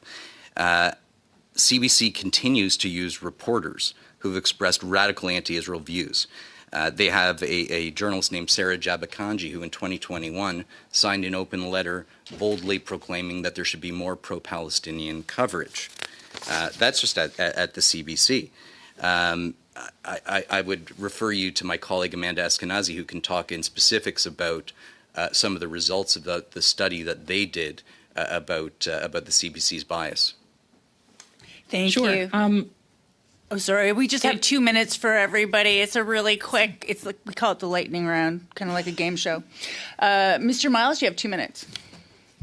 Sure. You know, I think I'll just go right back to Paul because we get a little interrupted. I'm sorry to keep on going back at you, but because I'm curious about this advertising piece, because I hear you. I hear what you're saying as an opportunity, obviously, to support these, journalists and the work of these papers and broadcasters. But at the same time, there has been a decline in private advertising in newspapers. Certainly, like that's a fact as well, right? Yeah, absolutely. So just for ballpark numbers, so advertising in Canadian newspapers a dozen years ago would have been about $3.5 billion. Today, it's probably 900 million or so. Wow, that's a huge drop. Okay, so the private sector has also abandoned that route. No, I wouldn't say abandoned. I'd say they've changed in terms of their spend, but we're still doing okay in terms of a lot of community newspapers. I mean, if you pick up a community newspaper, you're going to see the ad from the Chevy dealer. You're going to see, the ad from the Remax agent. Like we still do okay. But disproportionately, we don't do well with government, and in particular with the federal government. That's interesting. And is it because they believe that this is where the eyeballs are? They should go where the eyeballs are? Is that not? So the government has an agency of record, right? And I think this dates back to the sponsorship era, or the sponsorship scandal from years ago. So the government has an agency of record that makes the decision. It used to be COSAT, it's now WPP. I think that those firms have done what is easiest and most profitable for them, which is programmatic advertising, those ads that just sort of pop up everywhere. You develop much more of an impression. If you take out a full-page ad in the Killiel de Saint-Hyacinthe, par exemple, you're going to make much more of an impact than a little programmatic advertising that pops up. Okay, thank you. Appreciate you. I know there's lots of individual MPs advertising in our local media, but that's a different budget, and I won't get into it. La parole est à vous, Monsieur Champoux. Now you have the floor, Mr. Champoux, 2 minutes. Thank you, Madam Chair. I didn't know I'd have this additional 2 minutes. I'd feel bad if I didn't give Mr. Fegelman the opportunity to respond to my comments. I thought we would continue our conversation by email or otherwise, but Mr. Fegelman, I'll give you a minute to respond to what I said earlier if you wish. If you want to pick up. I didn't hear your question when you first asked. If you don't mind asking the question, forgive me, the audio is terrible for me. La question là que je viens de vous poser. Yeah. The question I just asked? Well, I'm giving you the opportunity to respond to what I said earlier. We ran out of time for you to respond. Est-ce que vous avez la traduction en anglais? Are you having the interpretation into English? Do you hear the interpretation? Testing on the English channel. We want to make sure that our system is working properly. Is it that you can't hear or that there's no translation? I can hear the translation. English channel. If I speak, can you hear the English? Is the English interpretation coming through? Is there a problem? Testing on the English channel. 1, 2, 3. Testing 1, 2, 3. Can you hear me?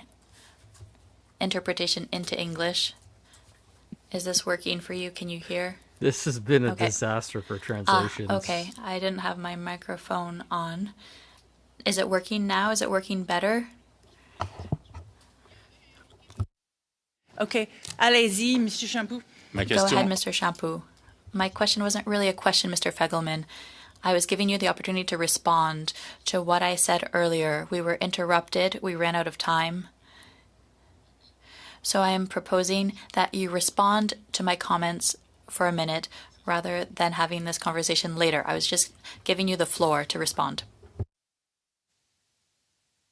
I'll give you an example of some of the dialogue we had in recent days. We filed a complaint with the Globe and Mail to their standards editor because they had published a column that had said that Israel takes Palestinians hostage, which it does not do, which is a violation of international law. We filed a complaint. They received it, they appreciated it, and they took corrective measures to issue a correction. That's the kind of what we consider to be constructive dialogue that is important. And I would also say, with your comment about alleged harassment, if any of our subscribers, we have about 80,000 subscribers from coast to coast, if anyone engaged with a member of the media in a way that we felt was unprofessional, strident, knee-jerk reactionary, we would be the very first to either try to sensitize them to our concerns, and if they weren't listening and were uncooperative, we would take them off our list. We don't think that that is helpful. We think it's actually quite counterproductive. Donc, si les journalistes émettaient, excusez-moi, si des journalistes... So if journalists told you they were embarrassed, they were bothered, there's little time, but if journalists told you, we don't agree with the way you're operating, we'd prefer for comments, criticism, discussion of that nature be done with the editors or the bosses of newsrooms rather than journalists directly, you would be open to that? You would be open to that dialogue? We're certainly open to any kind of dialogue with any different leverage point in the Canadian media landscape. Our challenge, though, is what we oftentimes encounter is window dressing of accountability and evasive efforts in terms of implementation of journalistic standards. Meaning we could bring a grievance to a journalist editor and they may not reply and are totally evasive. And we think that that's quite problematic. So I think there is a necessity for an oversight mechanism.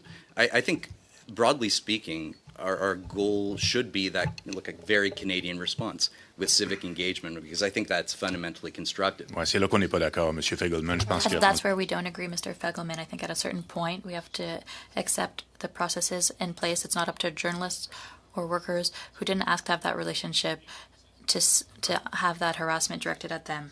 I think there needs to be a line drawn somewhere, and I think the way you proceed with your call to contact journalists directly by email, I think you're crossing that line. That's my opinion.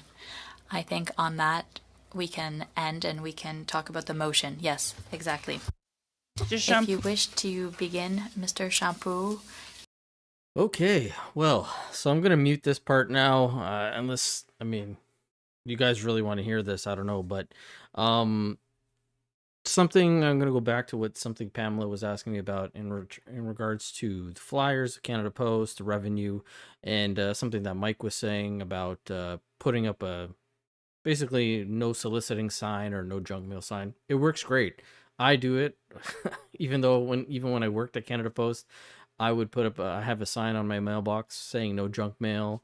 I encourage people all the time when they would tell me, oh, why do I have to get these? I would say, all you got to do is put on a little sign. You can get them at the dollar store. Simply says, no junk mail, no soliciting, no ad mail, whatever the case may be. And you will never get flyers outside of government issued flyers. So when it's something that they're advertising or around election season, those kinds of things, you'll always get the government flyer regardless if you have the sign or not. But every other flyer should stop as soon as you put on that sign. Now you can start it back up again if you take off the sign, but so many times the transaction was I would hand the flyers to them and it would go from their hand into the recycling bin, and I would tell them, we could avoid this whole interaction if you just put up a sign. So yeah, you can easily get rid of that. And in terms of yeah, you definitely get paid for them, but I would give up every single penny that I would make from flyers if I didn't have to deliver them, to be honest.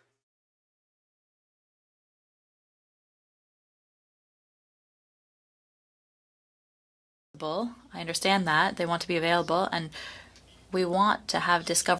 So we actually no longer are allowed to put the red dots, at least for where we're at, Pamela. We used to do the red dots, and especially for like apartment buildings or even community mailboxes, the red dot was a very easy indicator. But now they've told us that you actually have it specifically has to have the words "no junk mail" or anything like that. So I would actually print out a whole bunch of stickers that I would carry with me in my satchel, and whenever I would interact with somebody, I'd be like, hey, I'm just curious, if you don't want any flyers, you just put up a sign, and they're like, oh, okay. And I'd be like, here's one if you don't have one. And then they would put it on. I don't think I was supposed to be doing that, but I always felt like people should opt into the flyer situation and not be forced into it and their only option is to opt out. I think if people want flyers, they should be asking for you to give them flyers and not just automatically get flyers with the mail. So that's the way I look at it. A good addition or not, but I think it would be good to hear from people who criticize this decision. So journalists, former employees, or programming directors from RDI who are very outspoken right now on this in Quebec. This is a decision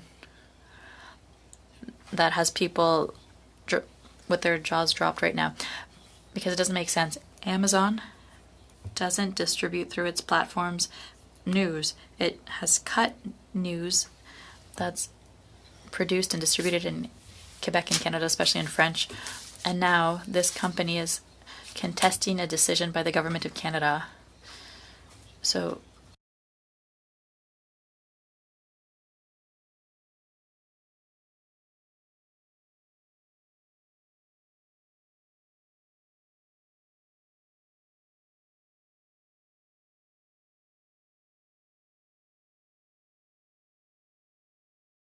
Now, just a heads up, folks. It's 1:45 or just after. We've been streaming for 3 hours now because of the delays and everything like that. Unfortunately, I don't think we're going to be doing any more because they're most likely going to be moving into the next panel, or they're going to all be getting ready for question period because, again, it's 15 to 2, and that's typically when question period happens. So I am going to end the stream here. I want to thank you all for joining me today. I really do appreciate the chat. You guys have been amazing. Just looking at the data, it's been an awesome time. Thank you again for every membership that was given, donation, super chat. You guys just taking the time to spend with me. I really do appreciate it. The conversation has been fantastic. We are definitely going to be doing this again.